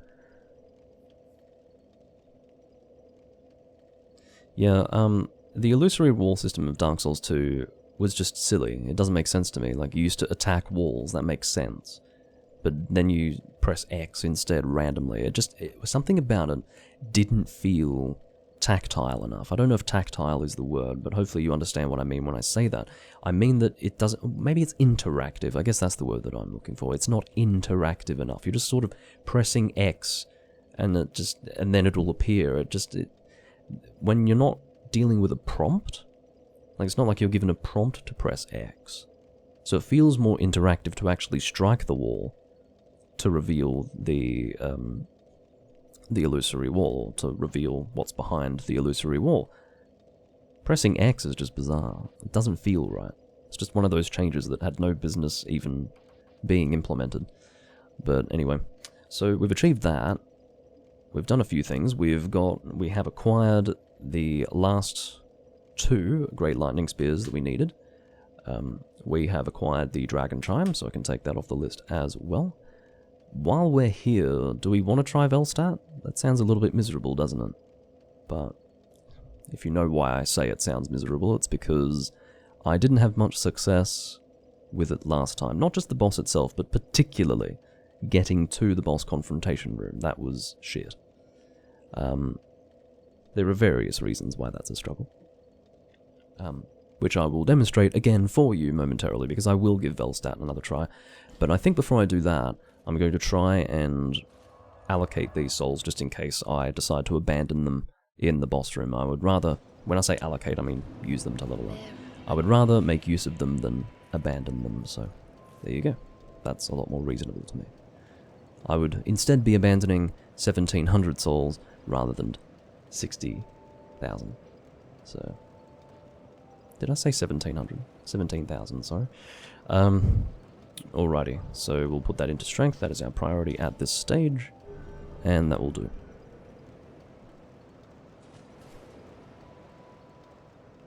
Oh, I see. Show guidance actually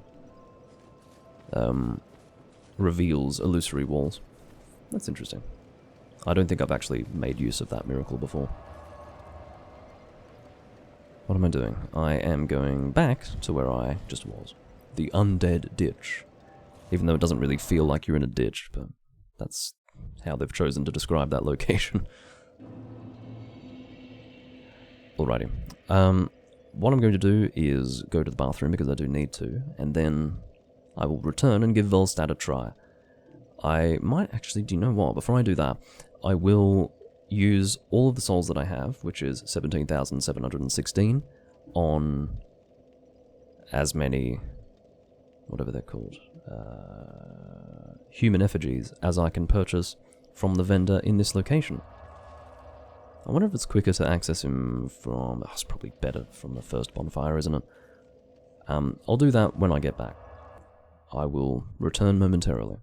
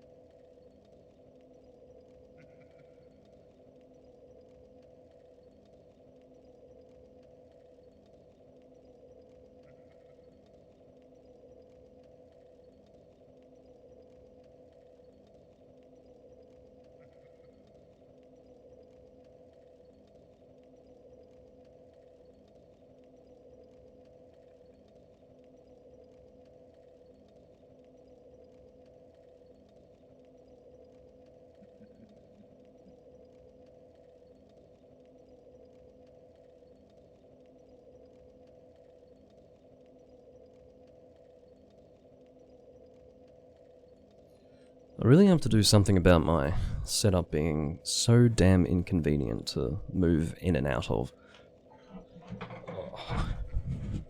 So much of my time is spent stepping over wires and things of that sort. It's a nightmare. Alrighty. Got a beverage as well.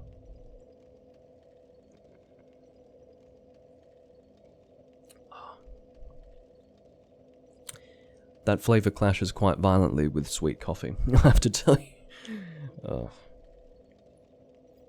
From sweet Japanese coffee to dolce rosso. Don't know about that. It's alright, I will get used to it soon.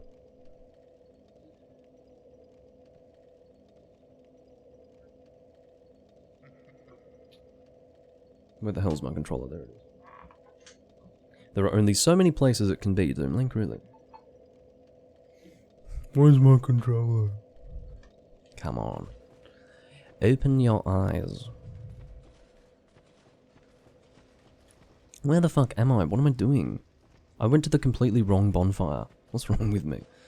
What the fuck? Where did I go? I went here. What the fuck? I'm sure one of you would have noticed that. I'm not, you know, concerned that no one said anything. I'm just saying that I would expect that someone would have noticed, at least in the VOD, I suspect. Anyway, we'll see what sort of mileage I get out of 17,000 souls when it comes to purchasing these human effigies. I have precisely zero interest in these enemies right now. Ow. Just for my own curiosity. You see, I feel like the game's a little bit too loud at the moment. I suspect that I haven't been getting drowned out because my vocal audio is quite loud, but I feel like that shit's too fucking loud. That's just my impression. Let me know, have I been getting drowned out at all? Hopefully not. As I say, I think I have been loud enough. I think my vocal audio has been fine, so... or sufficiently loud to not be drowned out.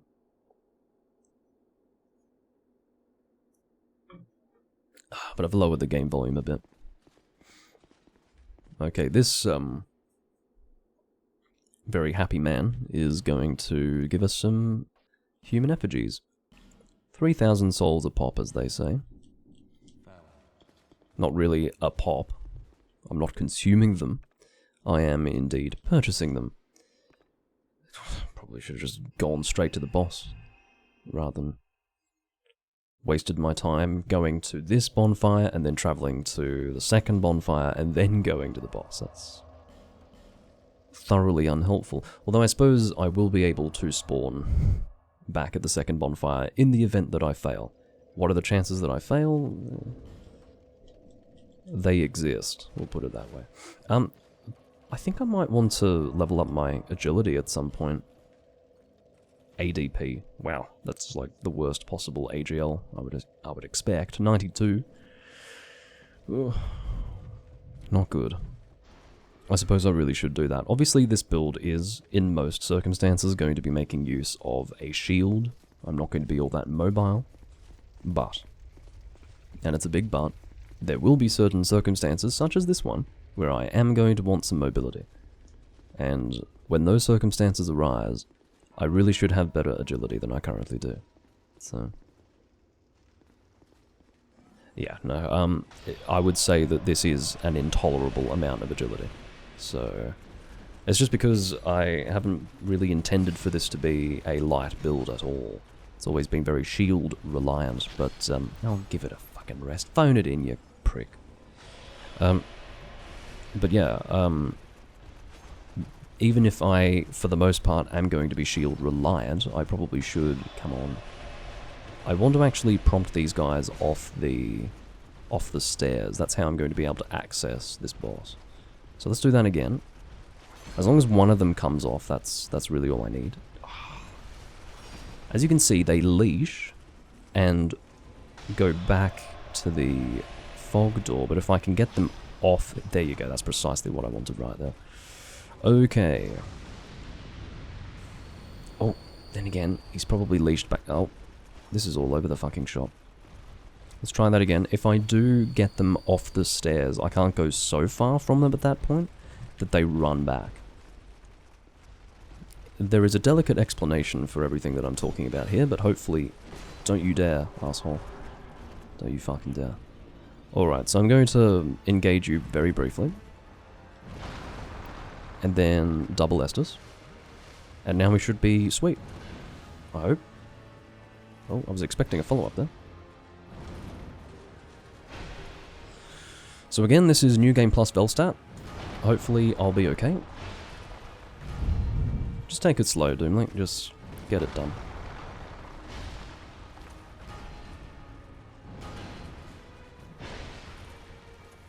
I'm probably not going to talk very much just because I don't want to fail. I'm always expecting a follow-up there, I have to say.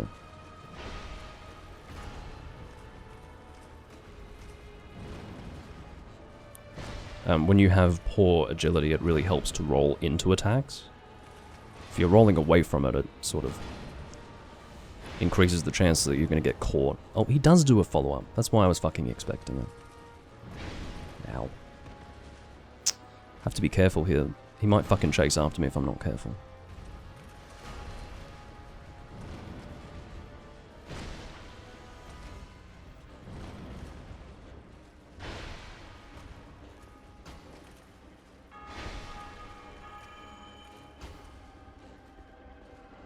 I just don't want to get hit by anything.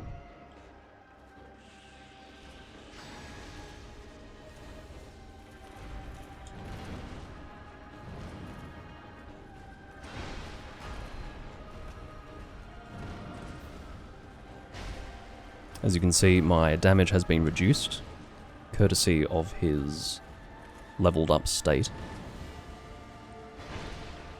Or perhaps not, counterattacks still seem pretty good.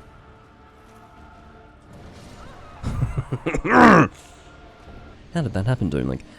What happened was that I stopped moving very briefly and did a back hop instead of a roll.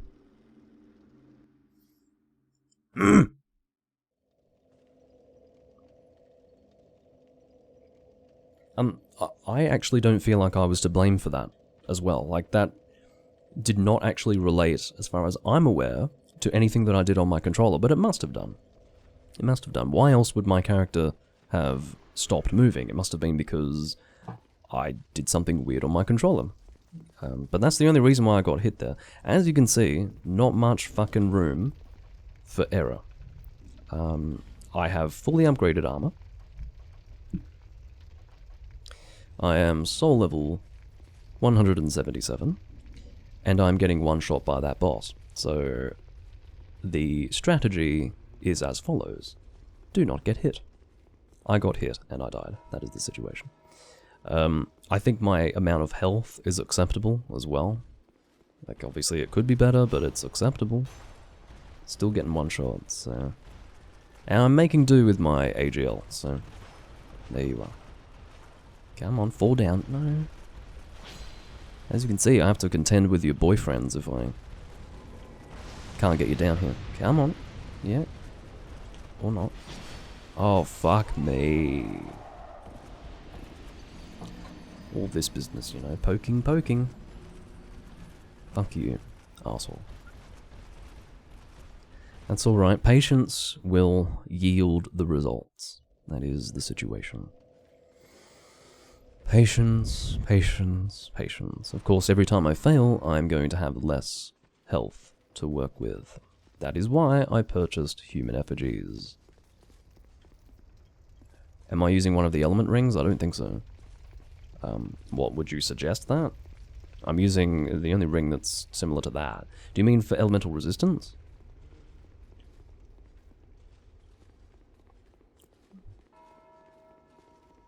But no, I'm not.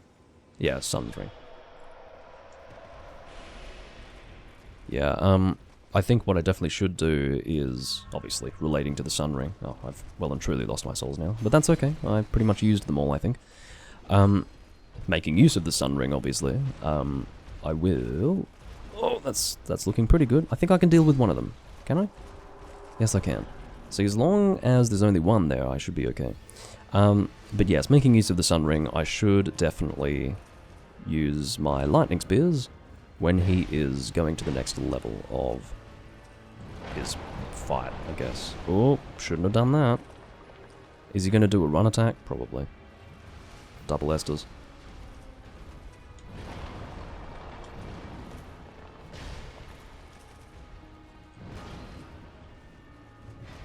Oh, that was just delightful. Thank you for that.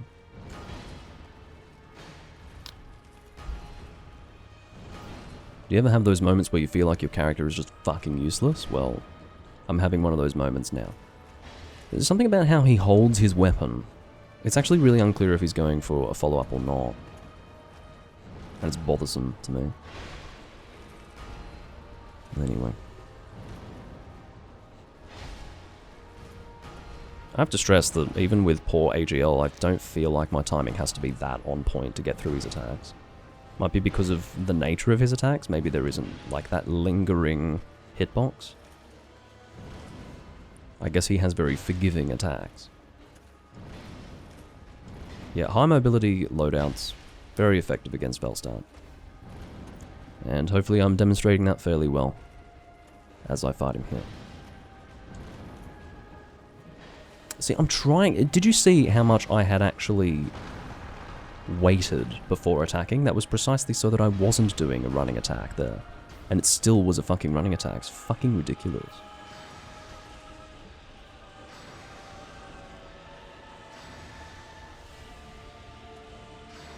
It was fairly effective there. Happy with that.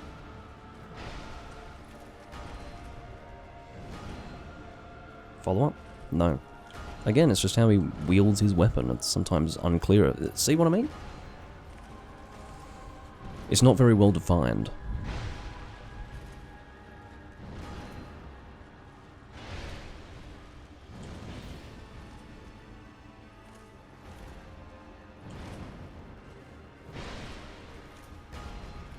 I don't really want to be between him and a wall.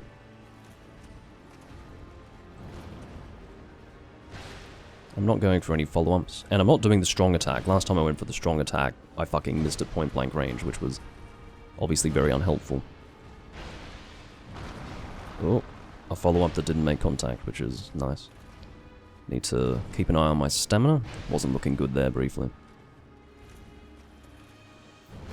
His range obviously isn't very impressive, so sometimes you can quite comfortably stand in front of him when he's swinging his weapon and you'll be fine.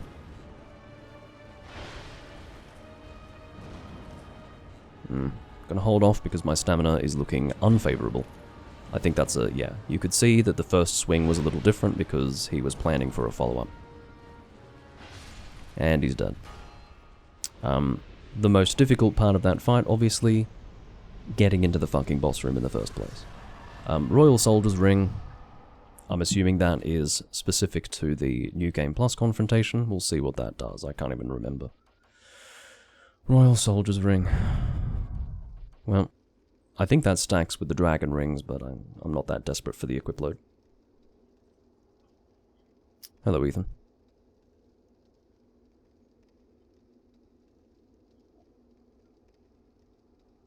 Yeah, actually, he must increase his damage considerably when he does that, because you could see that it was maybe about 70% of my health at the beginning of the fight, because I think I bumbled early on there. Or fumbled. You can say bumble or fumble. But I did take a hit early on, and that was maybe 70% of my health, whereas before, in the previous confrontation, when I died, that was pretty much all my health with one attack. So the strategy is, if you're going to get hit, don't do it in the second half of the fight. I had 0 souls, so I have... No, that way. I have that many souls now. I think that's 100,000 if I'm getting the zeros correct. Yes, 100,000 souls, precisely. Vendrick's down there. I don't think asceticizing that bonfire affects the Vendrick confrontation. I hope it doesn't, otherwise I'll have egg on my face, quite frankly, because that means I'd be fighting a New Game Plus Vendrick unnecessarily. I don't think that is what's happened here. I have reason to suspect that he is not affected by any sort of... Can you asceticize him? No, I don't think you can. Anyway.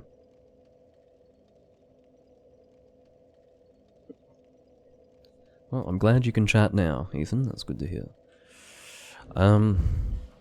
Yeah, so I might consume these souls, because I may as well. I'm keeping these Giant Lord souls for a rainy day, as they say.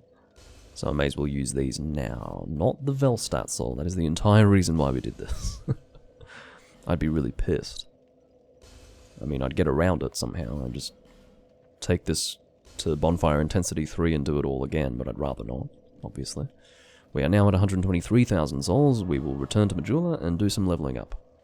And then, who do we give the Soul of Velstadt to? I think it's Strayed. We'll be able to see. Actually, I'm certain that it's Strayed. It's definitely not Ornifex. Okay. Should be able to level up twice. Perhaps even 3 times. No, just twice. That's fine. Almost 3 times. Strength.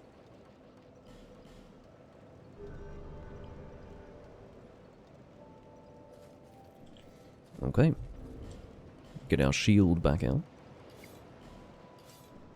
That shield's actually a little bit more gold looking than... Oh, interestingly. No, I feel like that is slightly off. It would still work. What a strange looking shield.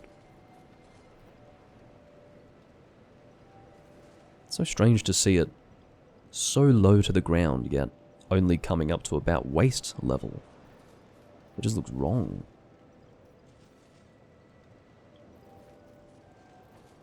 But yeah, that design, Mastodon Great Shield, or Mastodon, whatever you want to say, that actually would be appropriate for this build as well, but this just looks a little nicer. Something about the sun perfectly matching the colours of this armor set just looks nicer. I also prefer the design of the shield.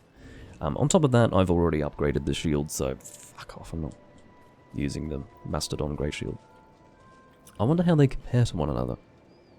Oh, this one doesn't even have 100% physical reduction. How ridiculous is that? Look at this!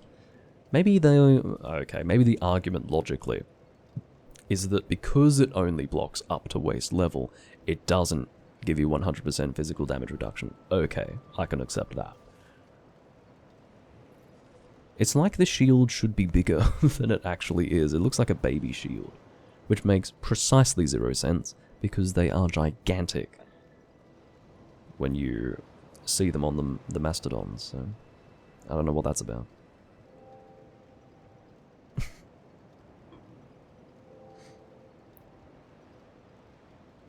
I told you, AJ, that, well, quite frankly, I do agree that my agility is not very good. But I think I demonstrated fairly effectively that it's not that important right now. My priority is to get enough strength to be able to use the Giant's Axe, which I'm going to forge and then infuse with fire for the build. So I just want to get my strength to somewhere that I can leave it first, and then I'll add some points into my agility. Because, yeah, it's all about priorities. I'm not saying that I don't intend to upgrade my agility, but I've decided that it is not at this stage the priority. Alright, let's go to Strayed.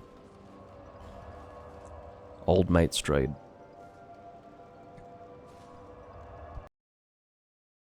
But yeah, the Mastodon shield actually would have been okay for this build as well. Aesthetically speaking, I don't think it's actually very functional. Usually a shield that does not have 100% physical block capabilities unupgraded, it's not going to become 100% when you fully upgrade it. I haven't actually double-checked that, but for all the shields that I'm familiar with based on vague memories of the past, and by the past I mean 10 years ago, it's weird to think, isn't it?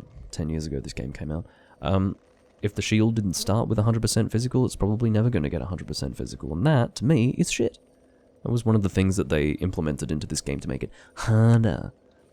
They made the majority of the shields in this game not block 100% physical, which is, by the way, bullshit. It's stupid and bullshit. Take that, motherfucker. Oh, I did not calculate your presence, my friend. I thought I had conquered you all, and then you snuck up from behind me and engaged in surprise butt sex.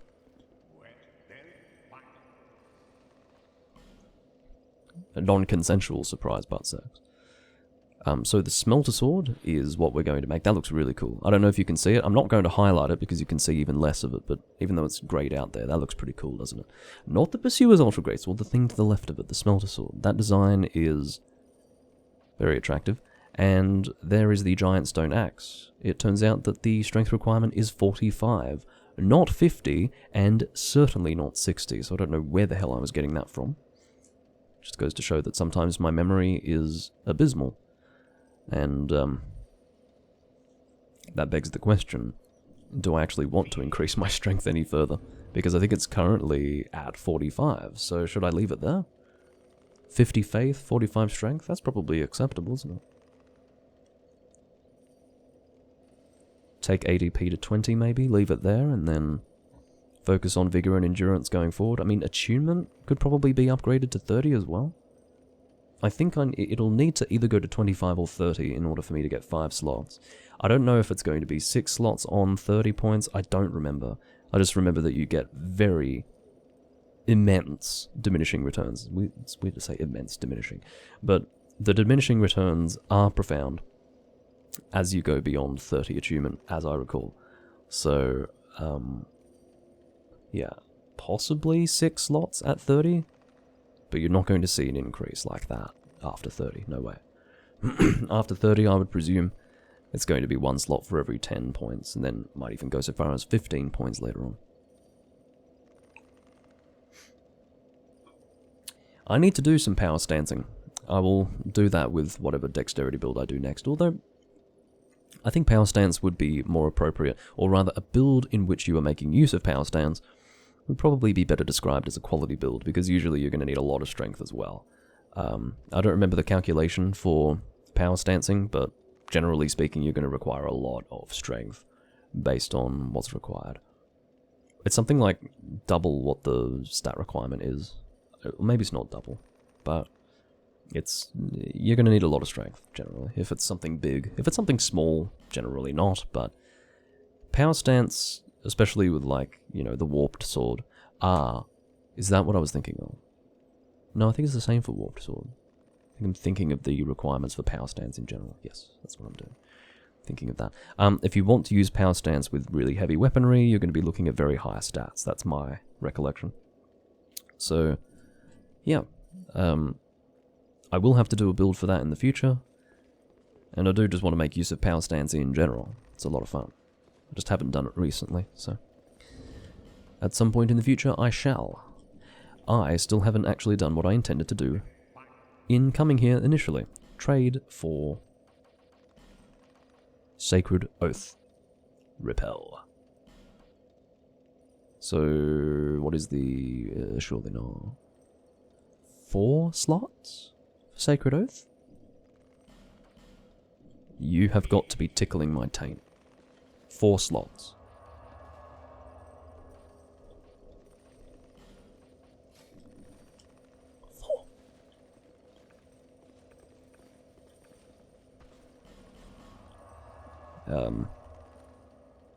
Why?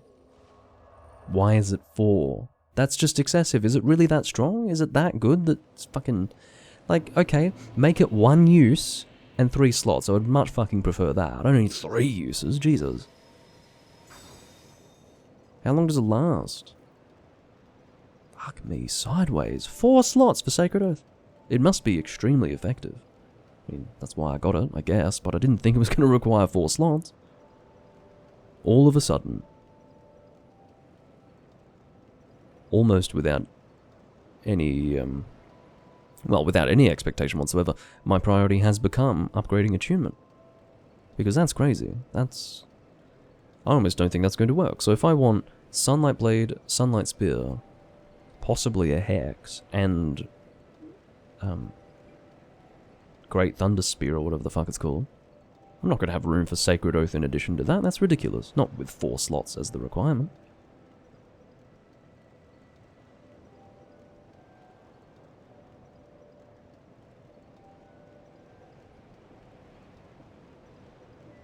Well, it seems to be lasting a decent amount of time. I wish the effect were a little more visible, though. Oh, it just went away. I'd say that's about 60 seconds, wouldn't you say? Obviously, the effectiveness of it is going to be... Well, it's multiplicitous, so basically, if you've got lots of teammates, you're going to get a lot more out of it. If it's just you, I guess not.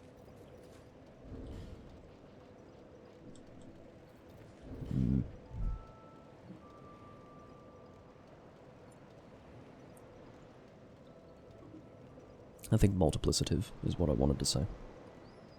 Not multiplicitous. Yeah. Multiplicative.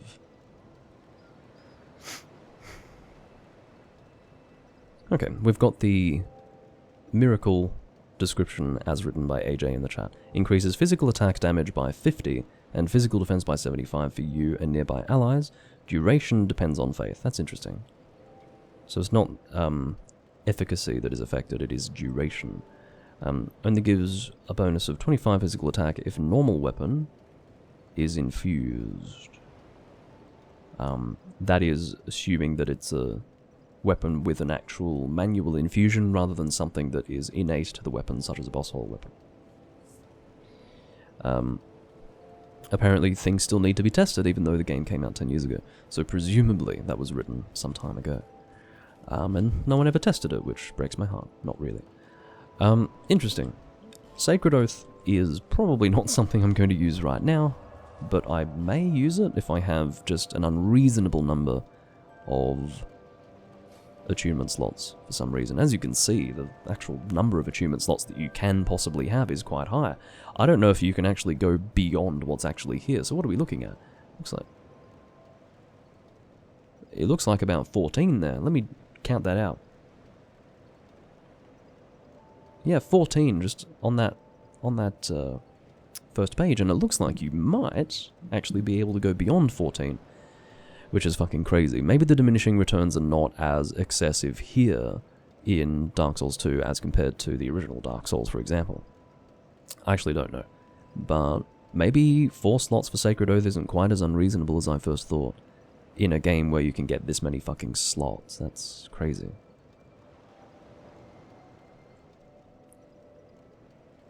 Yeah, Dark Infusion plus Sacred Oath.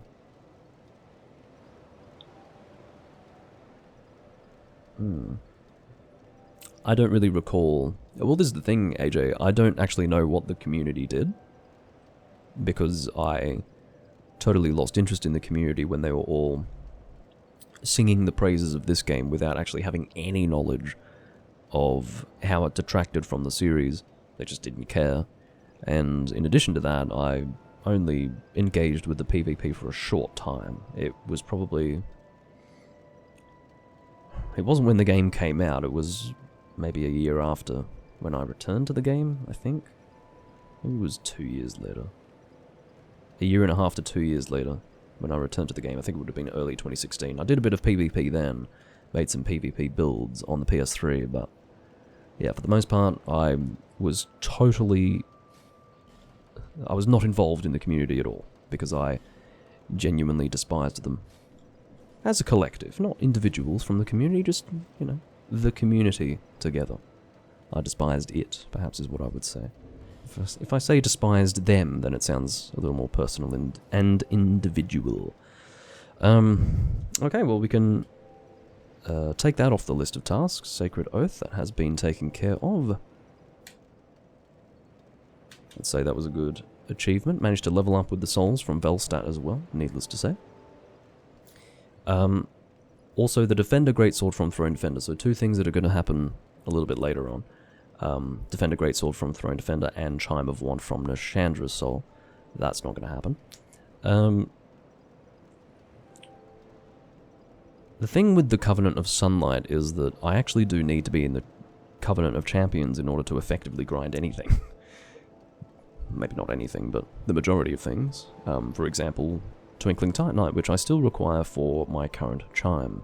So, even though one of my tasks is to join the Covenant of Sunlight to level that up, it's a little bit annoying to have to then leave the Covenant through the cat and then join the Covenant of Champions, but I may have to do that. Maybe I'll just leave it for the last thing that I need to do. I mean, well, not the last thing, technically. What I want to do is get all of these tasks taken care of before proceeding through the game, except for the Defender Greatsword and the Triumph of Want for fairly obvious reasons. The other tasks that I have are acquiring the Smelter Sword and the Giant Stone Axe. I'm not going to be able to do much with those weapons initially because I'm going to need a lot of Petrified Dragon Bones to upgrade all of my stuff. But yeah. Like, literally 4 fucking weapons that I have that are boss soul weapons, so still don't know how I'm going to negotiate the huge Petrified Dragonbone requirement for upgrading all of those, but I'll work it out somehow. I don't know why I'm keeping this Gurm Great Hammer. You may have noticed that I did organize my weapons a little bit, just so that I have less to scroll through to actually choose what I want. I don't know how I feel about the Gurm Great Hammer. I don't think I have any need to use it, and the reason why is because I believe that the Giant Stone Axe is actually a hammer. Even though it's called an axe, I think it's going to swing like a hammer. If it doesn't, then maybe I'll make use of the Gurm Great Hammer, or I will check to see if there is another hammer that might be more appropriate. But I already do have a hammer, so, you know, even this would suffice as my only hammer, quite frankly, if that's what it comes down to. So what I'm going to do is I'm going to put away my Gurm Great Hammer, because I don't really like it. It doesn't seem to have very good range. It looks very short. It's not as long as this. And I wouldn't call this tremendously long-ranged either. So, there you go. I don't know what you mean by bino boosting. I don't know when they fixed it either.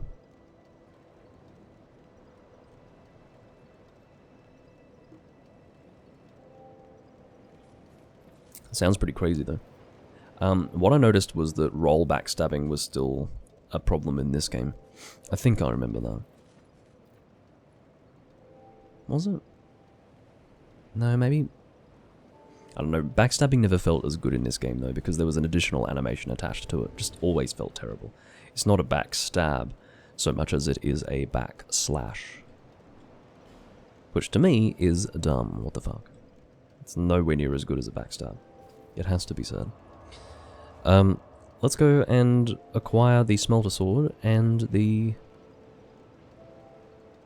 Giant Stone Axe.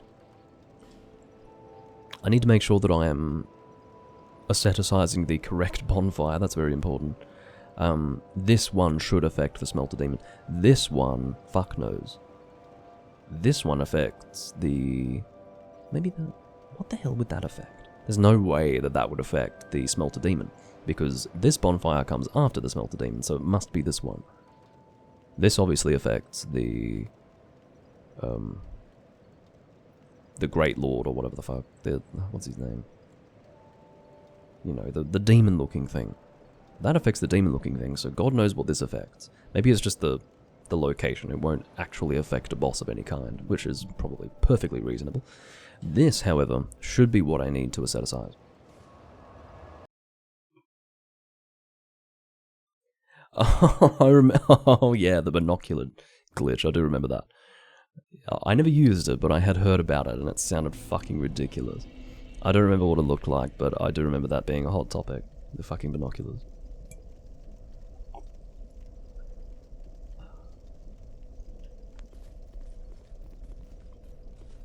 I really want to acquire that. Isn't there something that I can equip as a ring, like the ring from Dark Souls, which reduces the amount of health that you lose from lava? Whatever the hell that is, I don't think it's worth sacrificing my life for, so I'm not doing that. Anyway, am I happy with using a bonfire aesthetic now? Probably. Of course it is necessary because I didn't actually use the Smelter Demon Soul for anything worthwhile, I don't think. I think I just consumed the damn thing. I will tell you why I did that. It's because I was foolish and I had forgotten that Fire BNS actually related to faith instead of intelligence. I thought it was intelligence focused, so I didn't think that was a weapon that I wanted. Actually, it was, so I didn't end up using the soul in the appropriate way. Let's rest at the bonfire And just do the thing. Let's do the thing. What is done cannot be undone. Probably not the smartest thing for me to do, because I haven't actually checked to see if I've fully looted the location, but life goes on, doesn't it? Oh, the flash sweat. Pyromancy, yeah. I suppose that would make a difference. Just general fire resistance.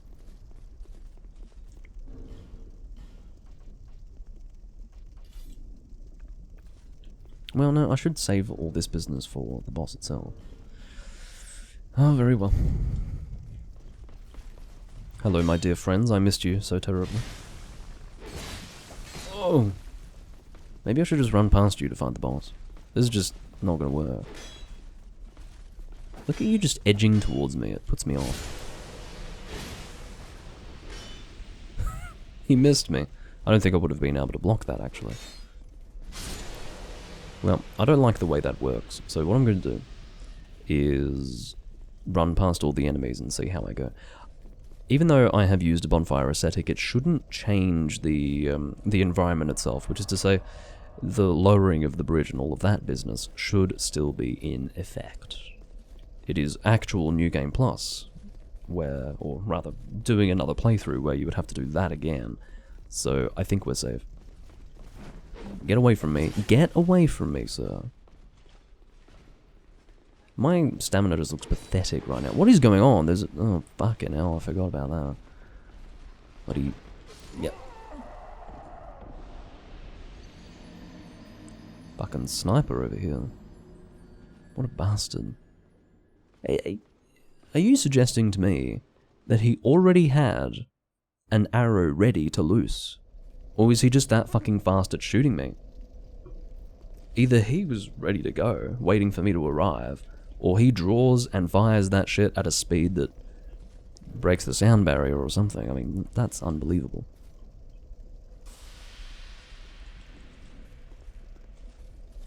That's, yeah, disappointing would be the word that comes to mind. Yeah, there are extra enemies I can see. At least the Black Phantom ones.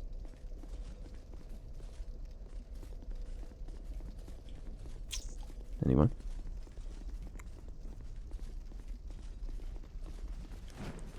Yeah, I bet these fucking pricks missed me as well. What is he doing? This guy scares me. He's gonna fucking annihilate me. Maybe I need mobility in this area.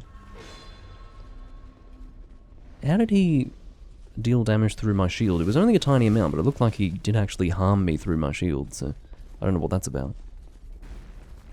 Those are just the black katanas. They don't deal any damage. Whoa! Take it easy, man. Yeah, you shoot your fucking thing, and then I'll hopefully be safe. Don't attack me. Okay. Mobility. Actually, now that I think about it, here's what I want. Smelter Demon. I should have probably checked to see what this guy was actually weak to. It looks like this Sacred Chime Hammer is fairly damaging. There is a particular direction that you can roll in that is ideal for the Smelter Demon, but I don't recall what it is. What I might actually opt for is non-targeted combat. That almost looked like I followed him there. That was pretty crazy. I don't know if I want to do that. Is that beneficial? That was fucking nothing. That almost did no damage at all. Oh, bad timing with the roll there. No! I hate Estus healing in this fucking game, man. Like he's got a fucking physical defect. He moves with speed in all other scenarios, but as soon as he needs to get that fucking Estus out, he's like... You motherfucker. It's unbelievable, just the fucking... slowness of that movement. It's like that. What were they thinking? I understand the logic of it, I get what they were trying to achieve, but it's extremely annoying. It's bullshit. Oh, you heal fast with more agility. Yeah, the agility to... Oh, fuck off. The agility to drink, you know, like why the fuck would there be any association? Yeah, well, I should have expected that. Yeah, there are way more enemies here. Fuck me. That's alright, I didn't have enough souls to worry about losing them anyway. I'm more concerned about, losing health and then wasting human effigies. That's my greatest concern. So, yeah, well, the realization that, obviously I'd forgotten, but the realization that ADP is linked to the speed at which you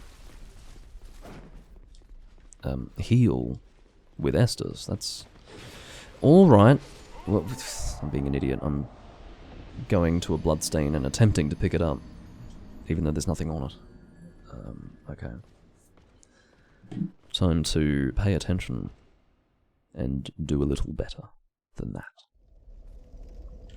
I might equip a shield for this. It might be helpful to block attacks every now and again. I did actually benefit from that last time. Not literally last time, but the last time I ran through here effectively, I did make use of that. Fortunately, I can recover fairly quickly, but this guy is designed really annoyingly. Alright. Who knows what I did differently before? Do you know what it is? It's the totally inconsistent and garbage design of the NPCs. If you remember the Black Phantom enemy, he was off walking around randomly when I was able to run through here without difficulty previously. Oh, but no, this time around he's going to fucking instantly be there, ready to beat me into oblivion for some reason. For some fucking reason. Very consistent. I just want to fight this monster demon, that is all I want in my life. You will have noticed that I equipped old Radiant Life Gems. That is because I do not suspect that Estus will be a good method of healing in all instances going up against the Smelter Demon. Alright. Congratulations. I don't even know what to do. I can't allow myself to take that sort of damage before I actually get to the boss. Okay, what I'm going to do, I'm going to change tack. I'm going to try to dispatch those, because otherwise I'm going to be using so many human effigies without even confronting the fucking boss. I'm going to make use of some of my lightning spears. If I have to fight two of these pricks at the same time, I'm going to take damage, but hopefully with lightning spears I won't have to worry about that. Seems to be working. Alright. Now I'll try running through, I don't know. Yeah, I do know about that. It's just there are still enemies to deal with in that direction, AJ, so... But I'll give it a try. How about we change tack even further? See, this prick. I don't want to deal with him. And there's another one as well. Ugh! Motherfucker. Alright, yeah, that's fine. I don't care. Go around him, go around him. Let me through. Let me through. Clenching as we speak. Yeah, actually that turns out to be a better direction to go in. I'll do that. Just hurry up. I don't have time for your bullshit. I have to get to the fucking boss door quickly. Yes, use your bow. That is what I want. Okay, we're gonna get the shield out of the equation here once again. I'm gonna try non-targeted attacks here. I think that might actually be better for this boss. I like the idea of it. Don't jump away from me, please. See, I just have more control.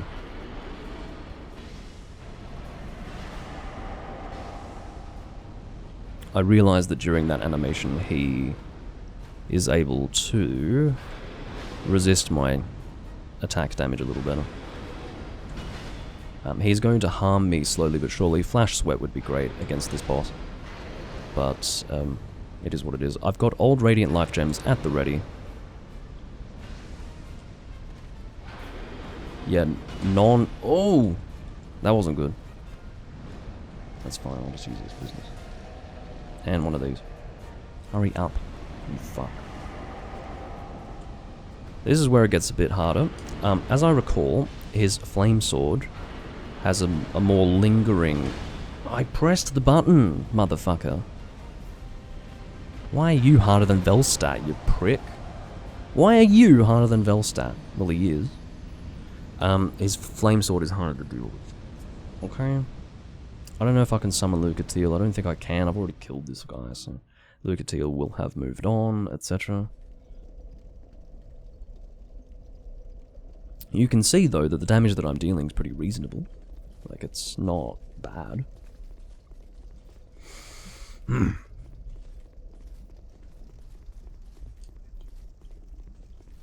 But yeah, I'm liking the strategy that I'm making use of. Just feels better.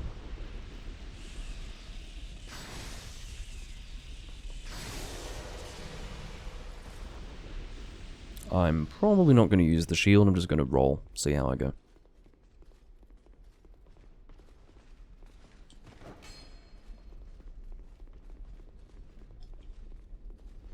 A little bit concerned about this guy. Yeah, whatever. I think previously I actually managed to avoid taking a hit at all, which was pretty impressive. Ha, goodbye. Thanks for the souls.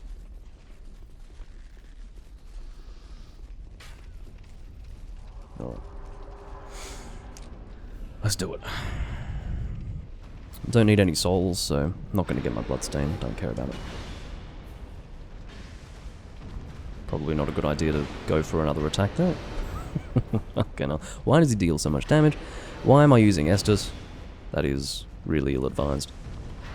For pre-established reasons, actually. We already knew that that was a bad fucking idea, yet I'm doing it again.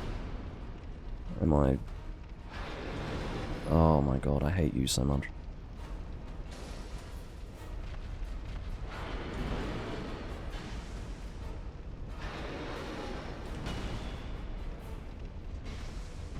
Because I'm two-handed, I do need to be careful and make sure that I'm not, you know,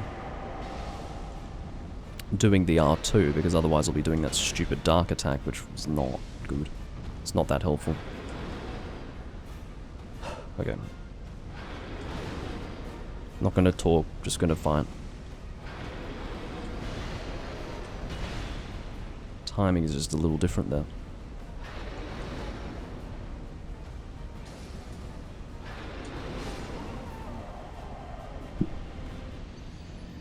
Someone's going to ask, why did you go flying, Doomlink? It's because the game decided to... Well, it's probably the AGL. I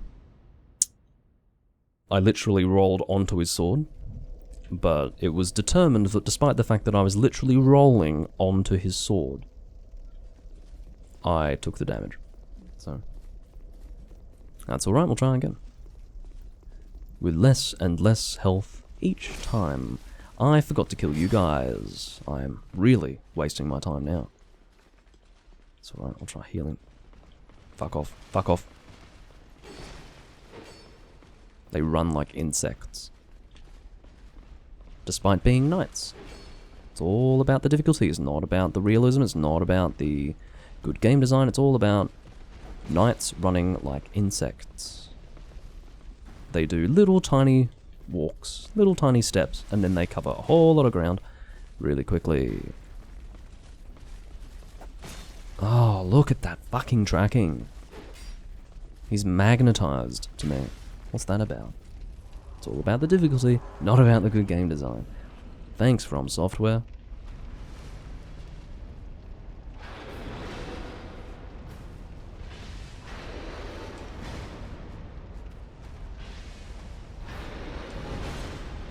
He's going to do the ranged attack there. Went for a second attack. I don't think that was overzealous of me. Well, that fucking missed him somehow. That wasn't just ineffective, it actually didn't hurt him at all. Well, I don't think it made contact, from what I can tell. Oh, I did the wrong thing. Like I said, I need to not do that.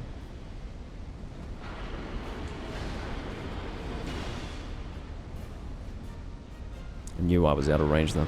Bad news. I think going counterclockwise is the way to go. Could be wrong, but I have a... This is the part of the fight which is just fucking nightmarish. His flame sword is terrible, I hate it. Yeah, see, if I go counterclockwise, he misses me with the heavy strike. I think that's how we want to do it.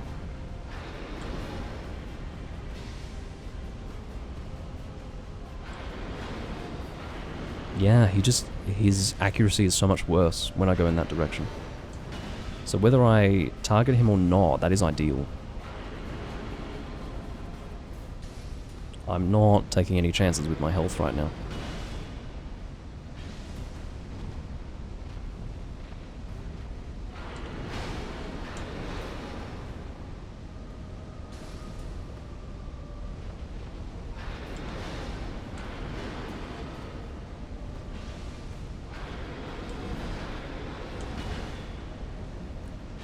I don't like my stamina, I don't like how he's moving. Get back in there. Just be smart, don't like... No!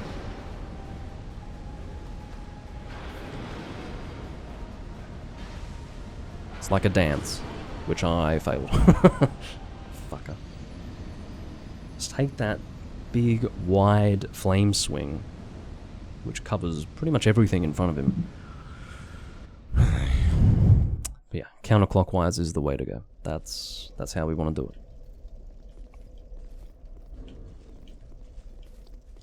Come on, ninjas. Less health than last time, but I don't want to waste a human effigy. That's just me. I would sooner challenge myself to do it with less health than use a human effigy now, so I'm gonna see if I can manage it with this health. I'll do my best. I don't mind using these old Radiant Life Gems because I'm going to get a few more next time I grind Twinkling Titanite. Whatever. Fuck with.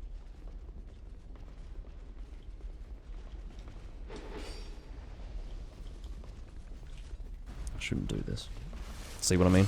I'm fucking taking damage to heal myself, which is obviously supremely unhelpful. I hate you. I hate you so much. Alright, go, go, go, go, go, before this prick unsheathes his sword and just annihilates me. Alright. Round whatever the fuck it is, 4 or something.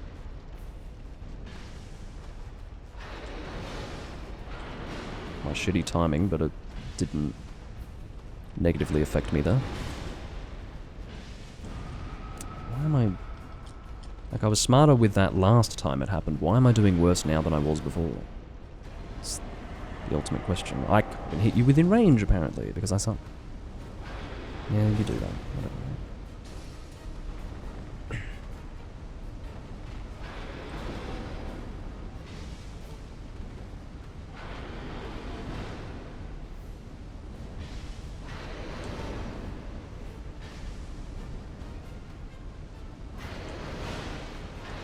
Something about how he delays that attack. It's really disruptive. No! I hate that shit where he just does his running thrust. It's so unfair, because the way that he can close the distance almost instantaneously is a fucking nightmare. Oh, I've gotten so close to killing him.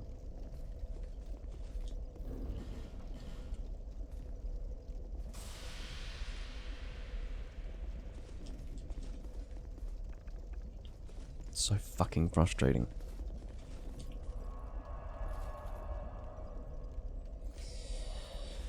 Off we go again. The thing is, I have the tools. I just need to play better. That's really what it comes down to. That's why I keep trying. I mean, at a certain point you'll realize if you're just not sufficiently equipped to deal with the fight. But I am sufficiently equipped, like I have the tools, as I say, I just need to coordinate myself a little better, and then I'll be fine. I think what's been the biggest struggle is that delayed horizontal swing in front of him with his sword. That is, I think it might be because of the adrenaline or whatever, but I end up, oh, what unfavorable fucking NPC bullshittery. Yeah, hello. Fuck you, prick. Yeah, so what I was saying was that because of the nature of that delayed attack, I tend to preemptively roll and then not actually achieve anything. Instead, I put myself in a very compromising position. Alright. I've got full health this time, let's do it. Not two attacks, Okay, congratulations. As you can see, going counterclockwise allowed me to avoid that attack. The big heavy slam. And that's important.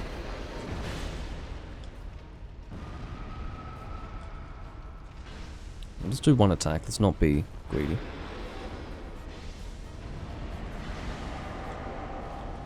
I'll get some health back, but I don't want him to do his running thrust. See that attack? That is what gets me every fucking time. That is the attack that I struggle most with. I need to let my health recover a little bit before I engage him again. Is he going to do his thrusts? Well, no, he didn't, fortunately.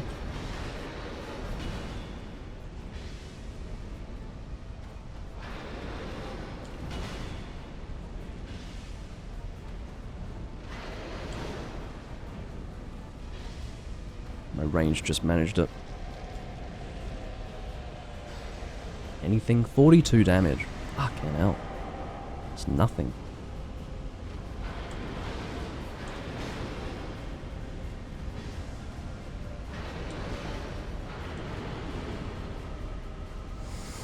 Just needed some breathing space.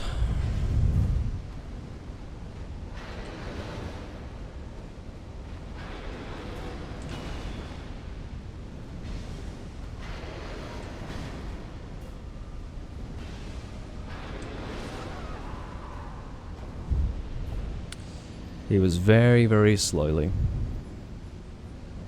reducing my health by dint of his passive fire ability. And then he got me.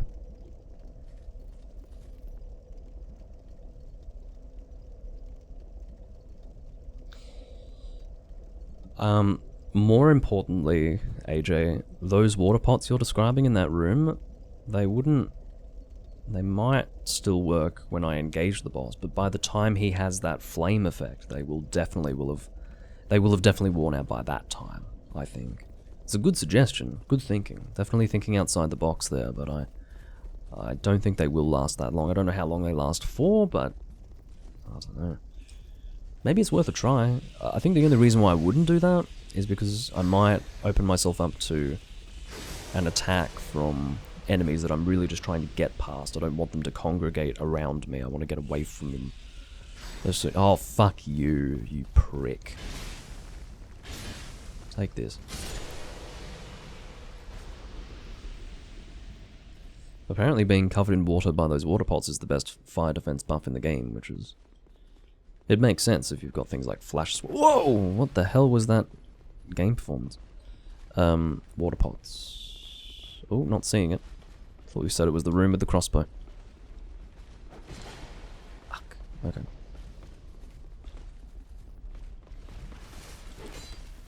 Fuck you, my friend. Alright. Fortunately, when he does that thrust, he's not able to track me quite as effectively.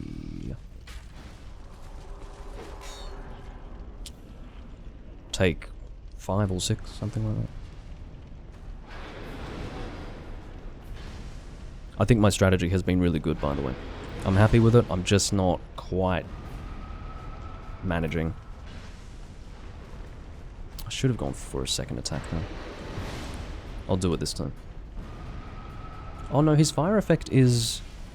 that's what it is. There is always a fire effect, but it's only at this point that it will actually hurt you. Oh. Oh, got some souls back. 4,200 souls. Wow. How exciting. He's done it again. He's fucking caught me with that stupid attack. That stupid swing.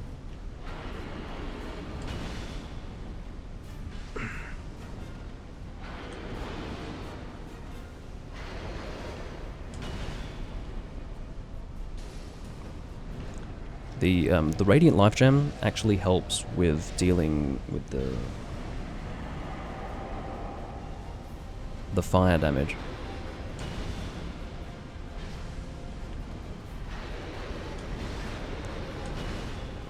See, the stamina is so bad there. He actually made it easier for me by jumping away there. I was able to recover some stamina.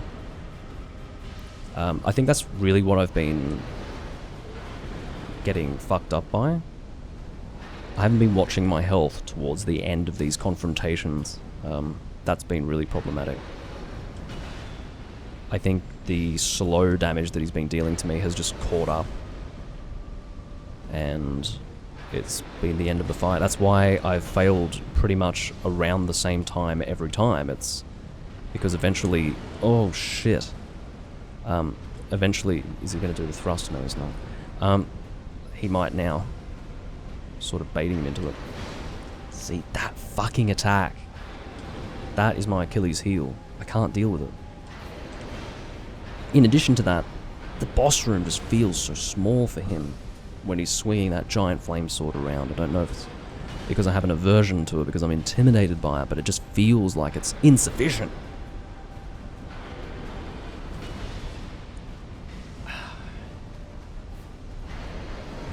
Gotta get out of that. Oh, is he not doing that anymore? Mine don't be.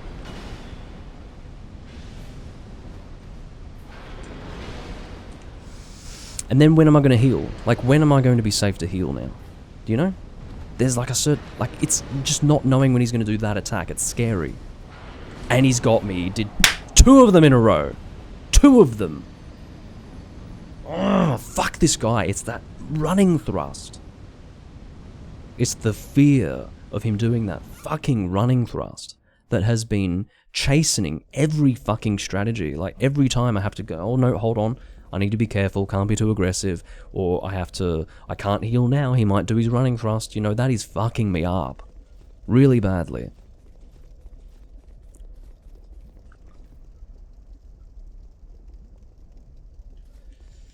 Thanks, bot, for your contribution.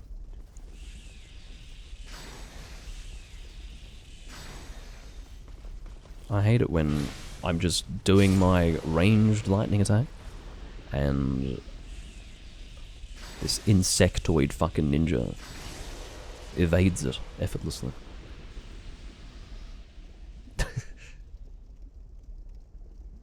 Oh, thanks for deleting the message. Makes my life easier. I don't have to look at it. Oh, there are the water pots. Let's see how long the effect lasts. Fucking losing a whole lot of health to get that, but maybe it'll be worth it. Who knows? I am healing myself, possibly to a game-breaking detriment. I wouldn't care so much if it weren't for the fact that every time I fucking die, I am actually losing health that is eventually going to result either in a disadvantage against the boss, or in the consumption of finite human effigies. Finite. I don't have a fucking infinite number of these things. Ugh.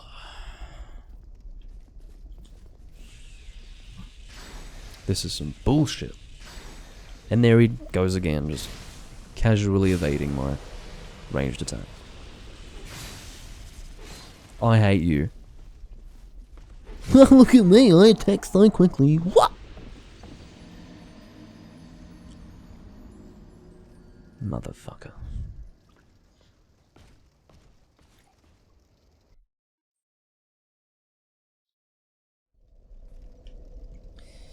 It is what it is. Wasting human effigies, pissing them away. Literally, pissing them away. Not literally, but you know what I mean.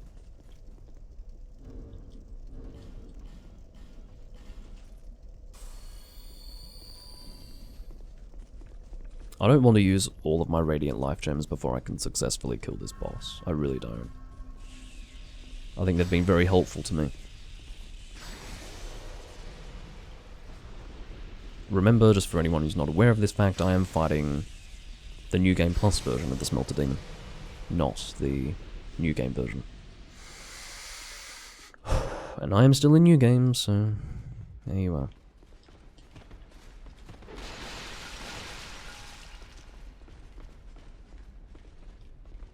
Alright, now that I've been doused in water... Whoa! Fucking roundhouse slash. And by roundhouse, I mean he physically circled around me. Now that's around the house, as far as I'm aware. What fucking house? That's what I want to know. It's such an Americanism. Roundhouse. What fucking house?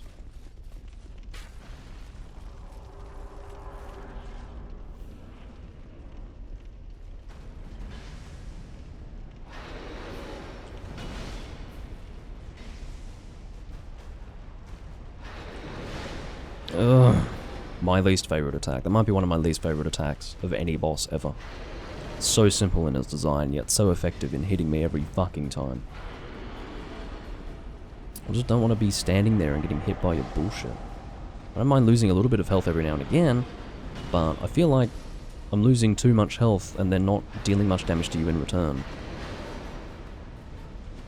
Like, to get in there and deal 417 damage, that's fine. I don't mind losing a little bit of health under those circumstances, but... You'd think I'd learn at this point, wouldn't you? Maybe I should just try to find better times to use Estus. Maybe I'm going to get more out of that.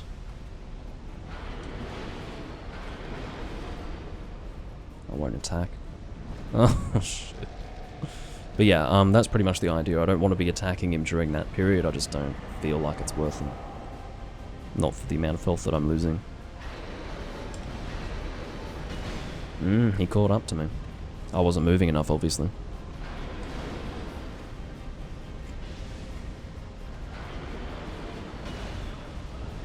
That's a ranged attack. The more you fucking learn, hey? The more you fucking learn. Roll to the side. I'm gonna use an old Radiant Life Gem in a moment. Motherfucker. Is he gonna get me again? Yeah, this boss room feels really limiting.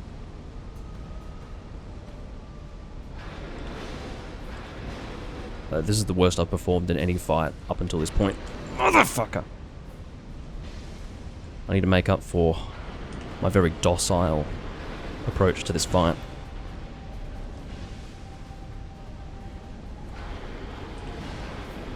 Yeah, I know.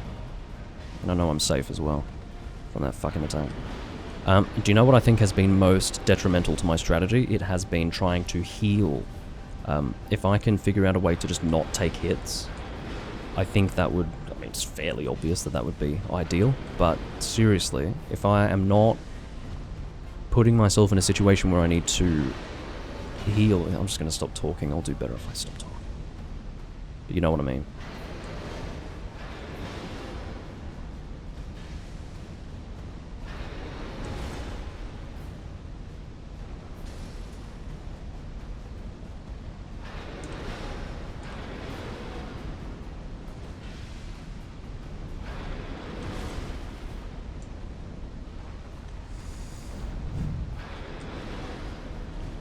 Oh, you didn't do a follow-up. That fucked me.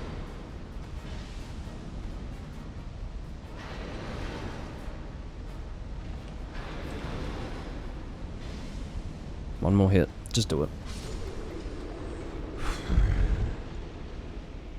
That's what it is. You have to figure out the timing so that you're not putting yourself in a compromising position trying to heal yourself. That's probably what's fucked me up. Go away! What are you doing, man?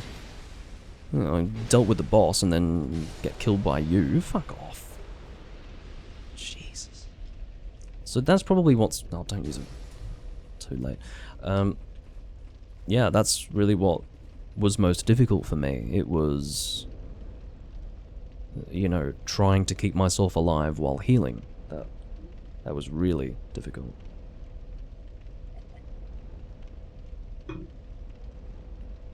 He was waiting very patiently to kill me, that fucking Alon Knight. Unpleasant creature. Alright, let's head off to Strayed. Get that goddamn smelter sword. Ugh. I'd say that was a successful run, eventually. It's all about having the fucking fortitude to try again and again and again. Failure is what's going to be your best teacher, really? Oh, right. Really? Yeah, okay. He decided not to actually fall on the ground. He decided to swing his arms at me. That was the most bizarre confrontation I think I've had with these guys. Hitting the goddamn wall instead of hitting him, and then he swings his arms at me. It was just all wrong. That whole experience was all wrong. Alright. Smell the sword. How cool is this thing? D and D for both strength and dexterity, but I think that the strength scaling increases as you level it up, and obviously it will scale with our faith as well, so yeah, but this sword looks fucking cool. Yeah, that's a sword.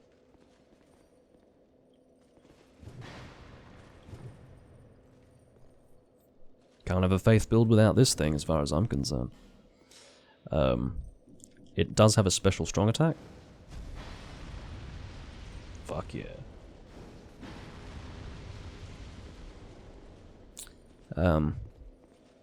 Makes me happy in my pants, that's for sure. I am taking another bathroom break, I apologise. But I bloody well need one after all that. Have to finally actually shit myself now. But yeah, I'll be back momentarily.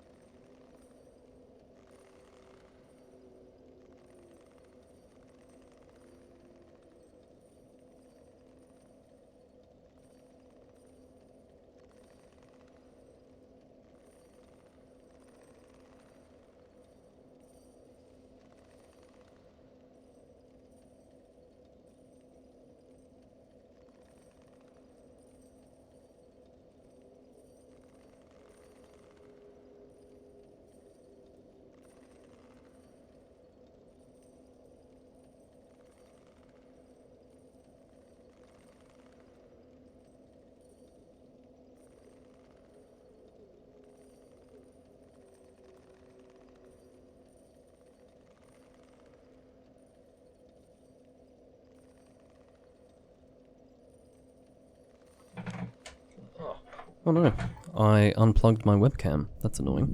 That is not me. That is a still image that... That's actually quite a funny still image. Just let me fix that. It's the reason why my webcam is unplugged, and I am indeed glad that I noticed it when I did, instead of being stationary. Yeah, it's because I am climbing over my cables, and obviously I slightly unplugged that, so let me fix that one sec.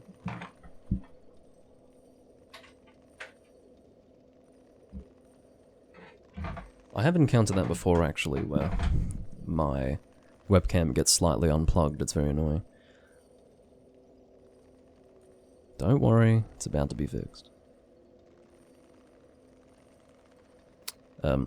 This is what it looks like when I do nothing to it. Oh, how good's that? Yeah. No, it's crap. My hand is phasing out of existence. Well, it was. Anyway, let's fix that. That's some serious bullshit right there.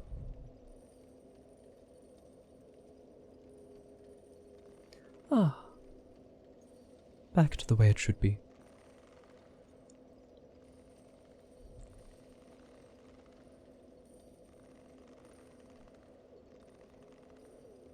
Alright.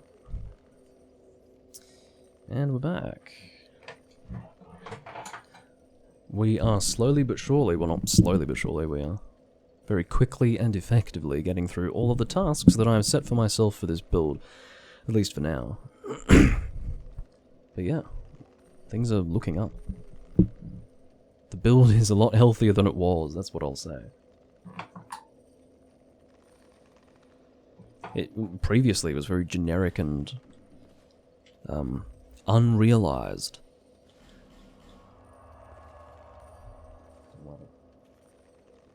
Game's so bloody quiet now.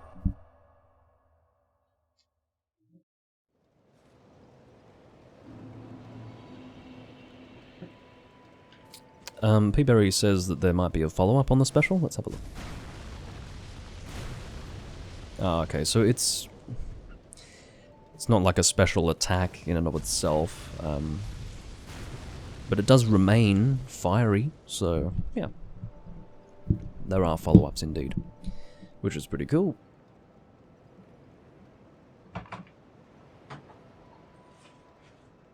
Just getting some more wine.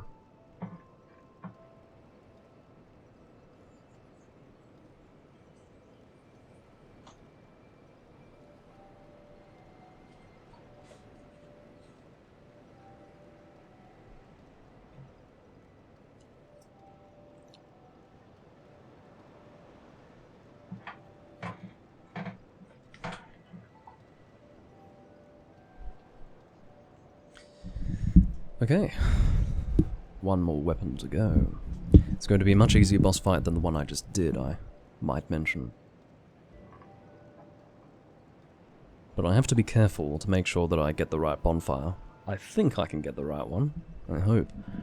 It's, of course, going to be whatever bonfire relates to the last giant. And hopefully all will be well. Now, here's the question. Should I just have a whole host of partially upgraded boss soul weapons, or should I just focus on one of them? Well, here's my position on the matter. The Smelter Sword is so damn cool that I'm going to prioritize it now. And from now on. I mean, look at this damn thing. So, it is yes, I was right, it is increasing the strength scaling. It remains within the threshold of being a D scaling, but you can see it is increasing. The strength and fire BNS scalings are highlighted in blue, which means that they will improve when I upgrade. So, it still isn't enough to actually get above a D, but it is actually increasing. You can see that there's no blue highlight on the dexterity scaling, which means that that is not increasing, but it is having incremental improvements with strength and fire each time I upgrade it. So, there you are.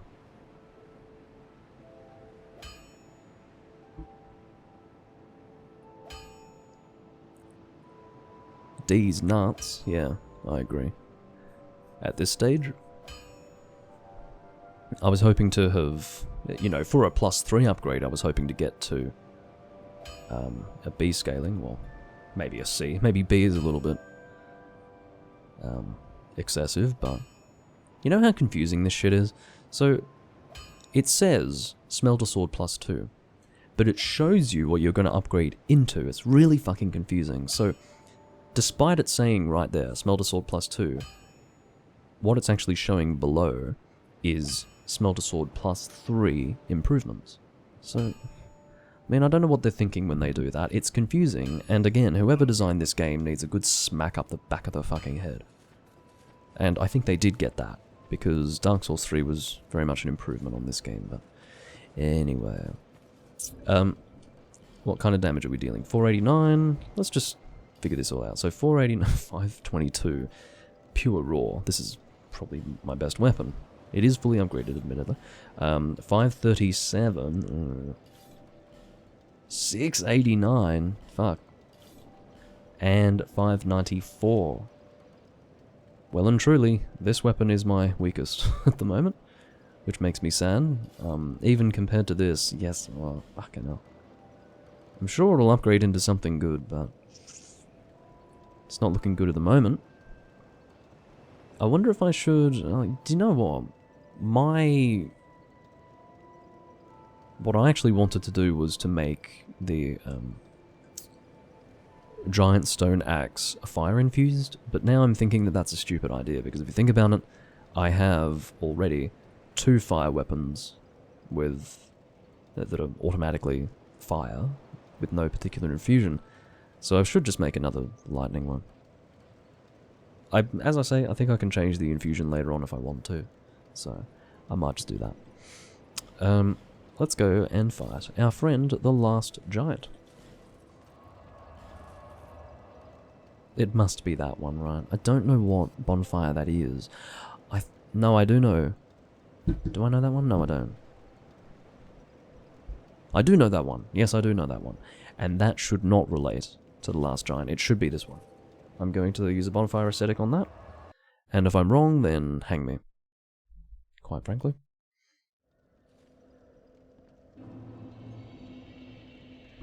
Hang me. Yeah, let's just do it. Live and let live. What is done cannot be undone, says the video game. Like I'm fucking intimidated. Alright. So, should just be able to go straight this way. Got another plus times 10 fire arrows, that's exciting. I'm giddy with pleasure, with delectation, at my new acquisition courtesy of the bonfire ascetic that I activated. Yeah, if you think I have a posh accent normally, I can assure you that I can speak with an accent like this, if it would please you more. There's always more posh, okay? You can always go more posh. Let us not forget that.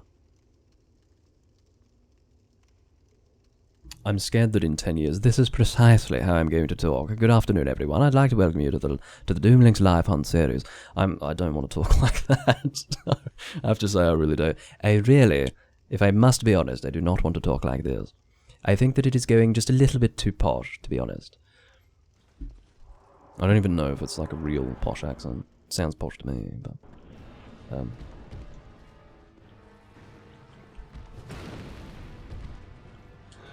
Okay, I feel like a bit of mobility would be good, but...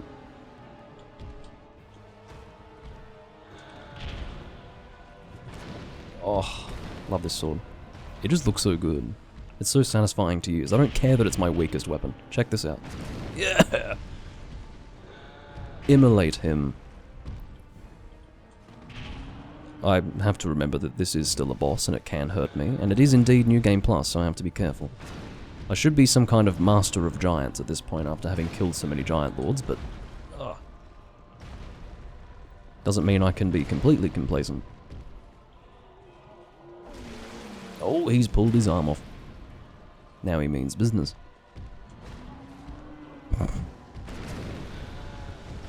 Oh, and I died because I did a follow-up.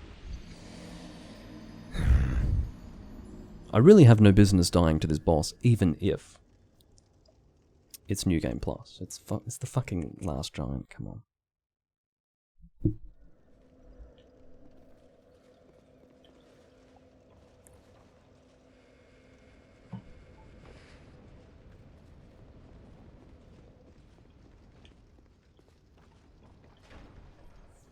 Should I use this weapon, or should I use something a little bit more manageable? I think I like this idea a little bit more.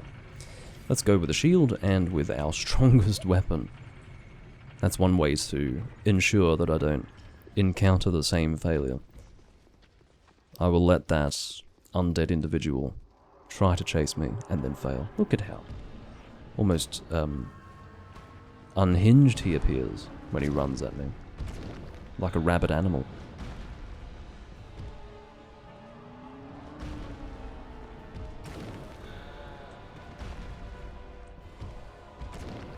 Oh, he's swapping his feet around. And he's now going to step on my head and deal almost all of my health in one attack. Oh my god. No, stop. Motherfucker. Why is this like the hardest boss I've ever done?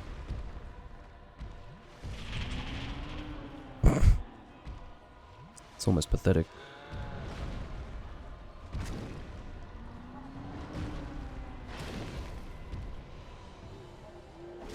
I'm gonna do the strong attack, I swear to you. Oh my god, he tracks me with that stomp. Fucking hell. Take it easy, my friend. I don't want him to land on me, that's for sure. It's kind of cool that the first boss is actually a giant. Ironically, they call him the last giant, it's not true. We fought some actual giants in the Black Gulch, so he's not the last giant, that's bullshit. They should amend his boss name after we've killed those giants to say something like the last giant, and then in parentheses, at least as far as we thought. Or they could say the last giant, presumably. Or perhaps the last giant, or not. I'll give it a rest. Hungry for attention.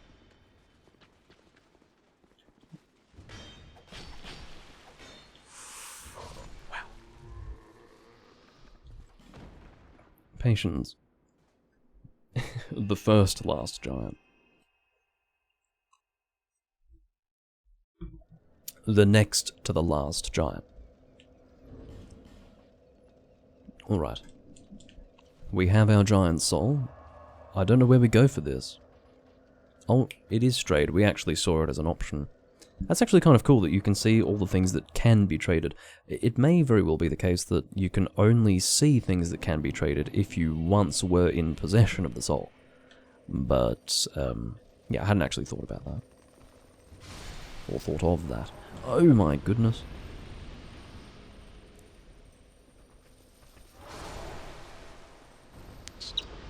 Just what I like. Quick, easy, and effective. Alright, so I think it would be safe to say that everything that's showing up here reflects the soul that I have already acquired. Alright, giant stone axe. God knows if this is even going to be that good of a weapon. My guess is it might not be if the scaling isn't very impressive. But there you go. Oh, it does have the great hammer movement. It is, however, considered a great axe, which is very interesting. So it moves like a great hammer, right? This is also a great axe, just moves differently. There you go. It almost makes you wonder why the classification even matters, but that is how they classify. The weapon is not very attractive, I have to admit, but it's a strength faith build, so fuck it. I'll make this one of my weapons, I guess. Let's go to our friend Macduff. We have not been to see Macduff in a long time. You guys may have forgotten that he even existed. I have been so neglectful of this man. But it's alright. I haven't forgotten him completely.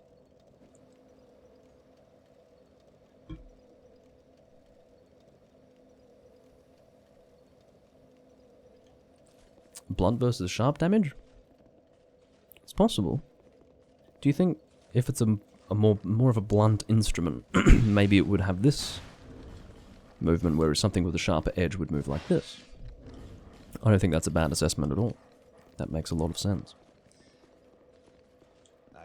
I think as far as my boss soul weapons go, this one is probably the least important. Alright, let's infuse you with something or other. I do have bolt stones, and I will do that now. Flame, dear flame. He's got some sort of obsession with flames. I don't know what that's about. I've already given him his damn ember, and he's still not satisfied. Oh, good day. So,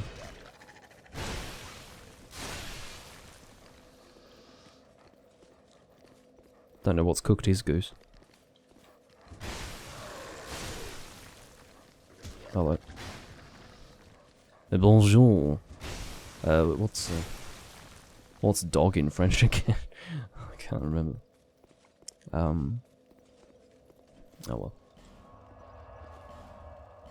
I'm surprised that I've forgotten that. Chien. Yes, that's right. Or is it Sheehan? Sheehan. Apparently the pronunciation is Sheehan.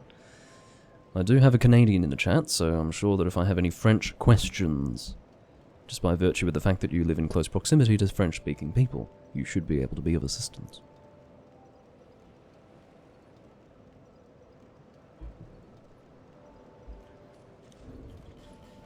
Alright. I do have enough souls to level up a little bit. I've described upgrading this sword as a priority, but I'm still not too sure if it's that good compared to my other weapons. I really don't think it is, actually. But, whatever. At least I'm happy to admit that this weapon that I've just acquired is probably not going to be upgraded as a priority at all. It'll be very much the opposite. So I'm not increasing my strength anymore. I think I will be increasing my attunement. But, do you know what? Let's get ADP up to 20 first and foremost. I think that's very important. Did we get an increase at all? We got to 93 AGL. Okay, is it going up by 1 point each time? Does that mean we'll be at 102 by the time we're done? That doesn't sound very impressive. But I guess it's better that than nothing.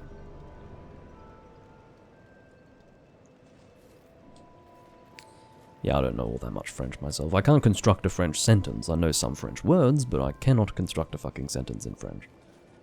So there you are. It is what it is. So really, our tasks are threefold. Getting Twinkling Titanite for the chime. There's apparently 3 of them and I've forgotten them. I can only remember 1. The other one is getting Petrified Dragon Bones, and also leveling up. I'm going to do a little bit more leveling up before I proceed through the game, just because I feel like I can and should. Maybe not should, just can. And I also feel like I want to, which remains an important factor.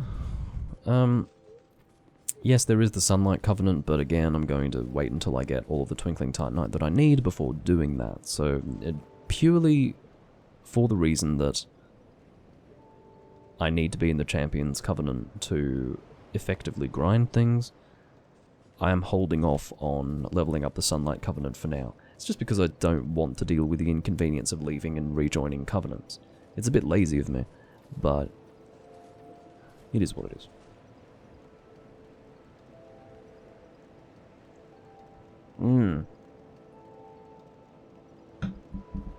This was mentioned before. Sorry, AJ, I forgot to take that point on board. You mentioned it before. And I think you are right. I think agility is increased by attunement.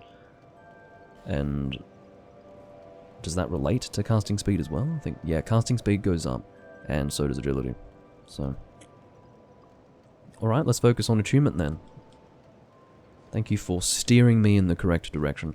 I have a feeling that you're going to get diminishing returns with both stats, so it's probably a good idea to increase the ADP stat, and also attunement to get the most agility out of it.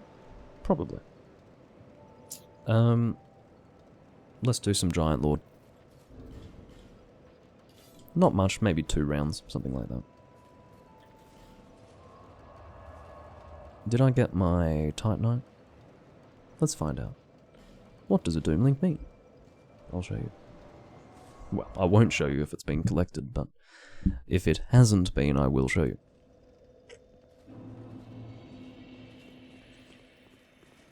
It has been, so I can't show you. I think it's just Twinkling Titanite. It appears there every time, like on that body, every time we use a Bonfire Ascetic in this location. I just wanted to make sure that I had picked it up this time around. Did I say burn Bonfire Ascetic or burn Human Effigy? I think I said Bonfire Ascetic. I hope I did. Almost every time I think I said something different to what I actually said, I in fact used the word that I intended to use. So it makes it a little bit awkward when I comment on it, because it prompts the listener to go, what? What's he talking about? So really, if I had just soldiered on, really I would have been better off. Alright, I'm going to get the Bonfire Ascetic. It just works to pick it up anyway, because you end up evading this down here, the timing of it is actually ideal.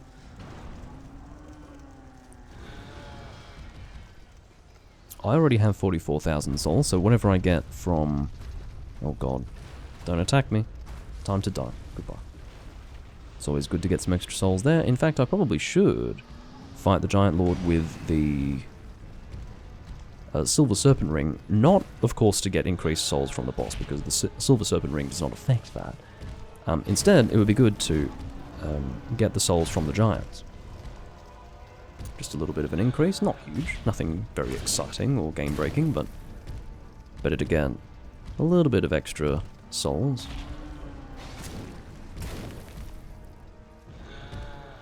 I think I might still have the Gold Serpent Ring equipped. No, I don't. Good. That is good news. But yeah, doing the Giants dance, it's almost embarrassing, but I actually find this guy easier to fight than the last Giant, and the reason why is because I'm more familiar with how to fight this guy than the last Giant. Provided you drink your Estus immediately after getting hit, you're generally not going to have any risk of being hit. Oh, almost put myself in a terrible position. Almost put myself in harm's way.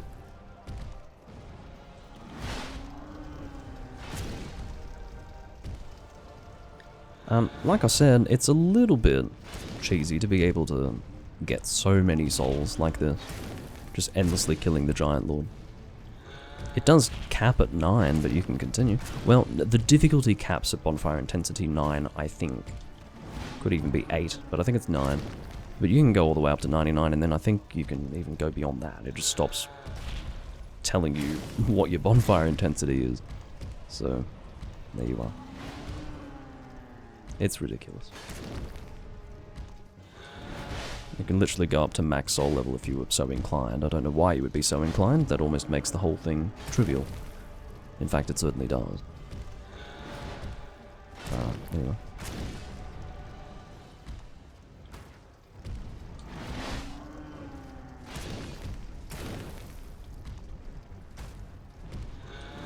If I were to get hit, I would die, by the way, which would suck. Are you dead? That was a strange way for you to die. That didn't feel very impactful. I actually wasn't sure if he was dead or not. You can get some extra souls. It's a very pitiful amount, but you can sell the Ring of Giants +2 with Gavlan, for example, and get a few extra souls that way. It's nothing very exciting, but perhaps better than nothing. Because I'm not actually making use of any... Oh, 2 Twinkling Titanite. That's great. I can actually get some of the Twinkling Titanite that I need for my Chime of Want. Not Chime of Want. That's not what I currently have. Dragon Chime. This thing. Yeah, that works out very well. Very good. The Jack-Off Giants? Why are they called the Jack-Off Giants? Ethan. Do you mean to say that they are inconvenient and you're describing them as jack-offs as a result, or what? The jack-off Giants. It's not very nice. Don't know what they did to deserve to be called jack-offs, but anyway. Because I'm exceptionally greedy, I only do this sometimes. It's almost for fun than anything else. It's a little bit of a challenge as well, because why not? I don't actually use these souls in my counter, and I go for a second or third round. I'll just do 2, just for fun. But obviously the enjoyment that you get out of it is being able to level up an incredible number of times when you do it. So let's get it done.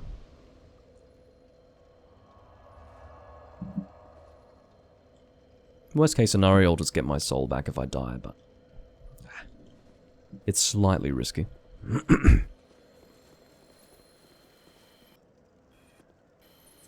But the easy solution to the risk is just to not die. There you go. But yeah, I definitely don't want to miss out on that Twinkling Titanite. That stuff is really useful. It's going to save me a lot of grinding. I mean, I'm technically grinding as we speak, but I'm killing 2 birds with 1 stone. Okay, I forgot to actually equip the Silver Serpent Ring, but that's alright. Life goes on. Good day. Come on, don't be shy.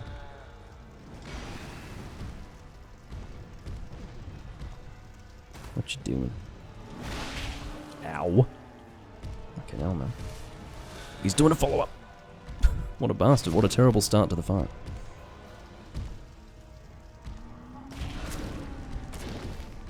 Sometimes doing the strong attack is actually quite good. I don't know, let's give it a try, I guess. Yeah, that's good damage. I like that. Let's try that. Do that a little more often. 593. I like that, actually. With the opportunity that I'm given, that feels better. 251, though, not worth it.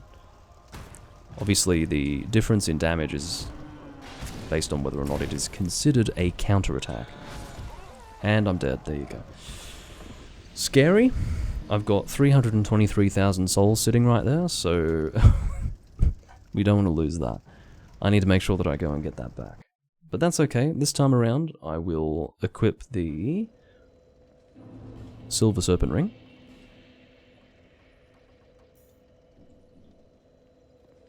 Yeah, that's alright. I'm inviting risk. This is what happens. It's pretty hard to die before you reach the Giant Lord, I will be honest, but it is technically possible, so we want to be very careful. I'm coming up here to avoid... I realise that I do not have any bonfire aesthetic to pick up, but it's just the best way to do it. It works. The timing of it is just natural and effective. Looks like I'm only going to get one giant, but that's alright. It's not much of an increase. It's like 7,700 and something. Goes up to 8,400, nothing very exciting.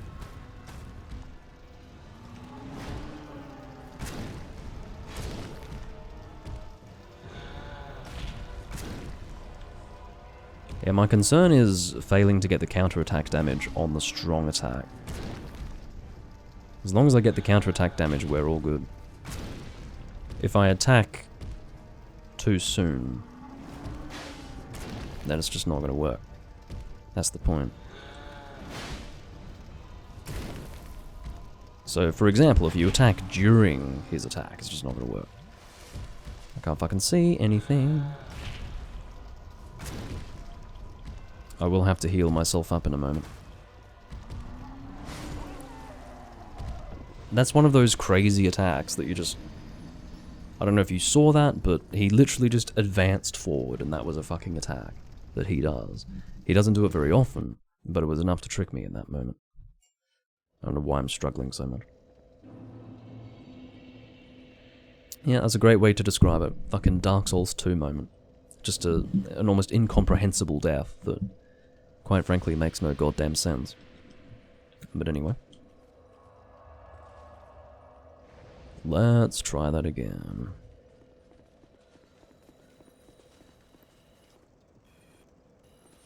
But yeah, I think this is going to be my weapon of choice, generally speaking, against the Giant Lord, no matter what. Because it seems like the Giant Lord is weaker to fire than he is to lightning. So, I haven't actually double-checked that, but based on my personal experience, that is what I can determine. That was something I ascertained very clearly when I used Sunlight Blade on this weapon. Could you not attack me, please? Don't do it! Cool, I got both giants.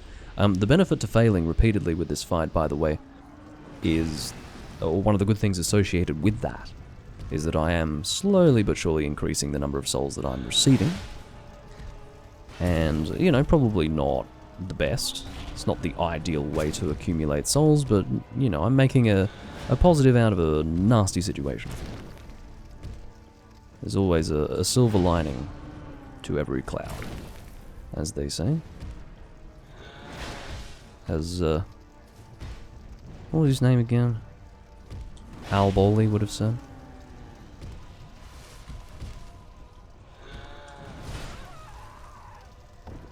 Obviously completely misinterpreted what he was doing there. rolled into an attack. I wasn't sure if he was doing one of his turning swings, but no. It turned out that that is not what he was doing. That's the beauty of this boss. I mean, sometimes he will be very simple to kill, and then other times he will either trick you, or you will become complacent and do something stupid, or something along those lines. Just to be really clear, I am not at all concerned. I mean, I know you might be thinking that either I'm pretending not to be concerned, or you think that I'm actually biting my fingernails, figuratively speaking, but I'm actually just presenting differently to how I feel. No, I'm genuinely not concerned about losing those souls. I'm just being patient. I'm playing the waiting game. I'm waiting for the opportunity to be able to successfully kill this boss without dying, and in due time that will happen. It'll happen. Good day. Ow. What you doing? I need to heal once I work out what you're doing. Hello. Missed him. Hate that shot.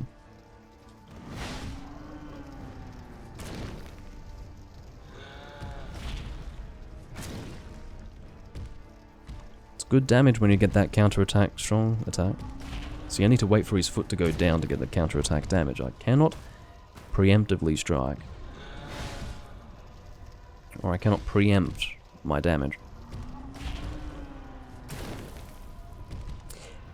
I need to avoid attacking prematurely, that's what I want to say. A different pre-word. And I somehow missed the counter-attack damage there. Pisses me right off when that happens. I'm definitely going to miss it this time around. Oh no, okay, so I got it. Congratulations, you did an immediate fucking follow-up before I could even react to it. Fuck you. What a prick. What is it? Do you see what I mean? Like, some confrontations will be absolutely seamless, no problem whatsoever, and then others, it feels like you just can't get ahead, and it makes no sense. There is no logical rhyme or reason to that eventuality, the situation, the scenario where you are just dying and you can do nothing about it. I mean, I realize that it becomes a little bit more difficult when you have no room to breathe, and you just die. Well, when I say no room to breathe, what I mean is that you have no margin for error. You can't actually take a hit, you die immediately. I understand that things become a little harder under those circumstances, but it must be said that I'm still performing poorly now compared to how I was when I last succeeded. And I don't really know why. I feel like I'm reading the boss correctly, he's just being less cooperative in general. Fuck me sideways, right? But I'm getting more and more souls each and every time. So that is the benefit to all this. How many do I have now? I have 405,000. I had like 375,000 before. I think I had even less than that. I think it was more like 325,000. So I am actually...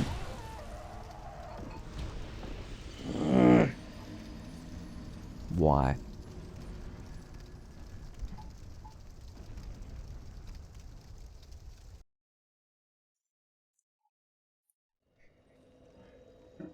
The giant lord can't attack me without consent.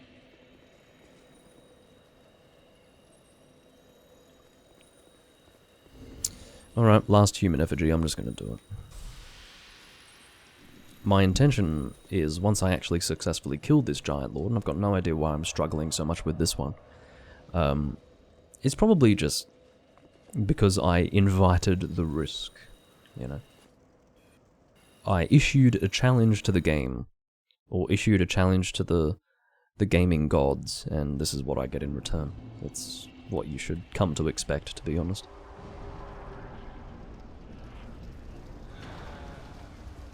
But, anyway, once I do actually successfully leave this place with the souls of not one, but in fact 2 giant lords, I will go and buy as many goddamn human effigies as I can possibly purchase. That's going to be happening. Alright, I need to, yes, I wanted to wait for those meteors to come down.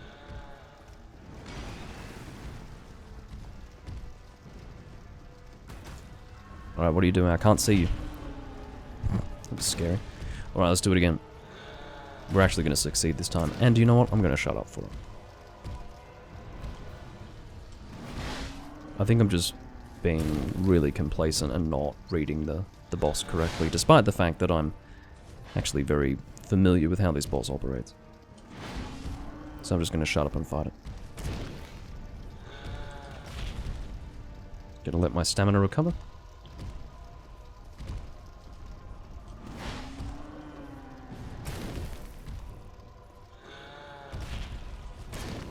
Attacked too soon.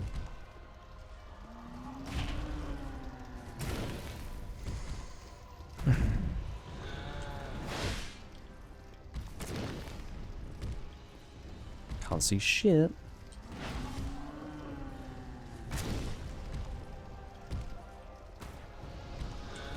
That is the most frustrating thing when you do your strong attack and you see the timing of this. Sometimes I do it too early, sometimes I do it too late. I mean, how was that too late or too early? I don't know. It seemed the same as other times that it fucking worked. I don't really get it.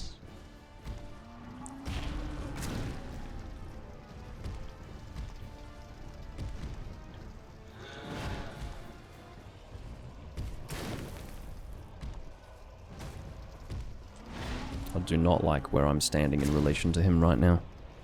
Just feels very awkward.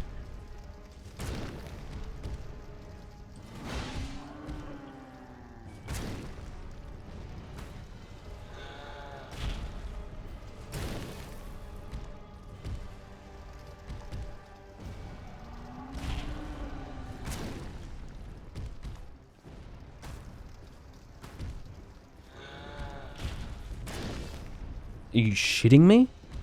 I have to try and change weapons while not dying.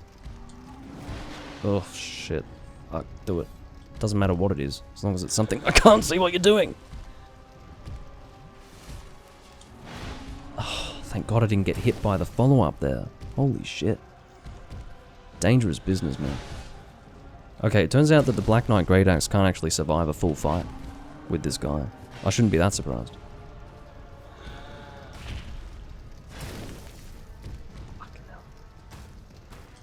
I can't see what you're doing.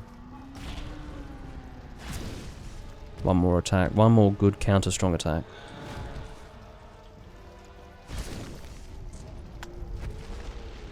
Also, what's this business?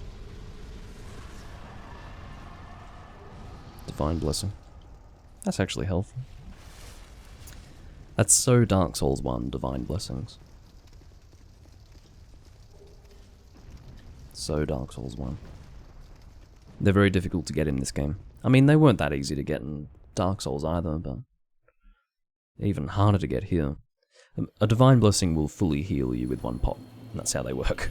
They were very, very overpowered in PvP back in the first Dark Souls, but that was like earlier patches, I think. I succeeded this time. Hallelujah.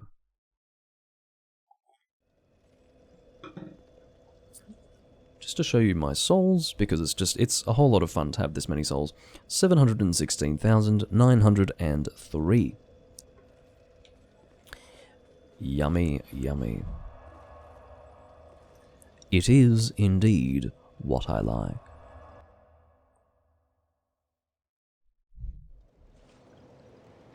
Fills me with pleasure. There is a temptation to use some of these souls. Yeah, I suppose I can get away with using 2, hey. How many does that, or how many souls does that give me? It gives me only 50,000, but do you know what? It's better than nothing. Bearer of the curse. Big juicy level up, you're right. Let's have a look. 15 solid fucking level ups. Alright. And soul level 180 as well. I should mention that because of how the balance of leveling up works in Dark Souls 2, soul level 180 is in no way equivalent to, say, the first Dark Souls, soul level 180. It is literally not in the same dimension, so it should not be treated in that way. It's just different. So I was correct. It is actually 6 It is 6 slots on achievement 30. 30 is what I meant to say.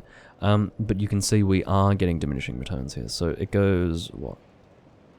Yeah, on 25, you're looking at 1 slot, and then on the next 5, it's 30.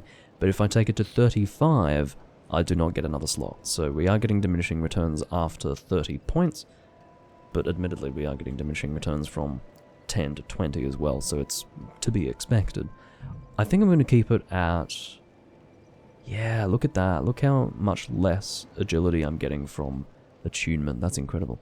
So let's take attunement to 30. I'm happy with that for now, and then I'll put the rest of this into ADP. I'm not even at 100 yet. Wow. Okay. It doesn't matter. I do want to upgrade attunement no matter what. That is a priority. I'm going to take ADP to 20, and then I'm going to leave it. That'll do for me. Yep, that's fine. Very good. Put it all into ADP. No, it's not worth it. Alright, what's happening with my slots now? I think I've only got an additional 2, is that right? So, how do I want to approach this? Well, I'm still not at the point where I would want to use Sacred Oath, so maybe I'll use Darkstorm. Or rather, put Darkstorm in there. That's probably fine. That's actually quite impressive. I feel like I'm getting more out of that than anything else. How long have I been live for? I must have been live for ages. I've been live for almost 4 hours. It's because I have a lot of tasks to do. That's why. Having good fun. Was there anything else for me to do? Not really. There's a little bit of off-camera grinding to do. There is obviously petrified dragon bones. That's going to be a little bit boring, I think. I have reason to suspect that that's going to be boring, and I will tell you why. With petrified dragon bones, I am indeed going to check to see where I can find them in the world. There's going to be a lot of investigation associated with that, and the reason why is because I don't necessarily remember which ones I have picked up and which ones I haven't picked up, so that means I'm probably going to have to go to every fucking location. Maybe not every location. Maybe any location that I don't feel reasonably confident that I would have found that petrified dragon bone. So that's going to be a little bit annoying, but I'm going to save that for the next recording. I don't think that's going to be something that I will do off camera, because I think it's worth showing you. It's the sort of... I suppose what I would say is that it is not as repetitive as grinding souls, or, well, not souls, but grinding Twinkling Titanite, for example. I just reminded myself. I have actually been picking up Twinkling Titanite as we've been going, so let's upgrade our chime. So yeah, it's not quite as boring as, say, grinding for Twinkling Titanite or grinding for an armor set that's really low drop chance. So I think it's worth showing. But anyway. One more to get to +4. Almost there. Well, not really almost there, but we are making progress. Feels slightly annoying that I was only able to upgrade that once after all that, but it's alright. Our dragon chime is becoming increasingly powerful. Yeah, this has been a very productive live stream, I agree. I think that is going to conclude proceedings. I hope you all enjoyed. I will see you next time I'm doing Dark Souls 2. I don't know if I'm going to do Monster Hunter or Dark Souls 2 next. We will find out. But in the meantime, I do... Well, actually, I'm going to change this before I forget. Oh, fuck off. Yes. I do thank you all for watching. I will bid you all farewell, and I'll see you next time I'm live. Bye-bye.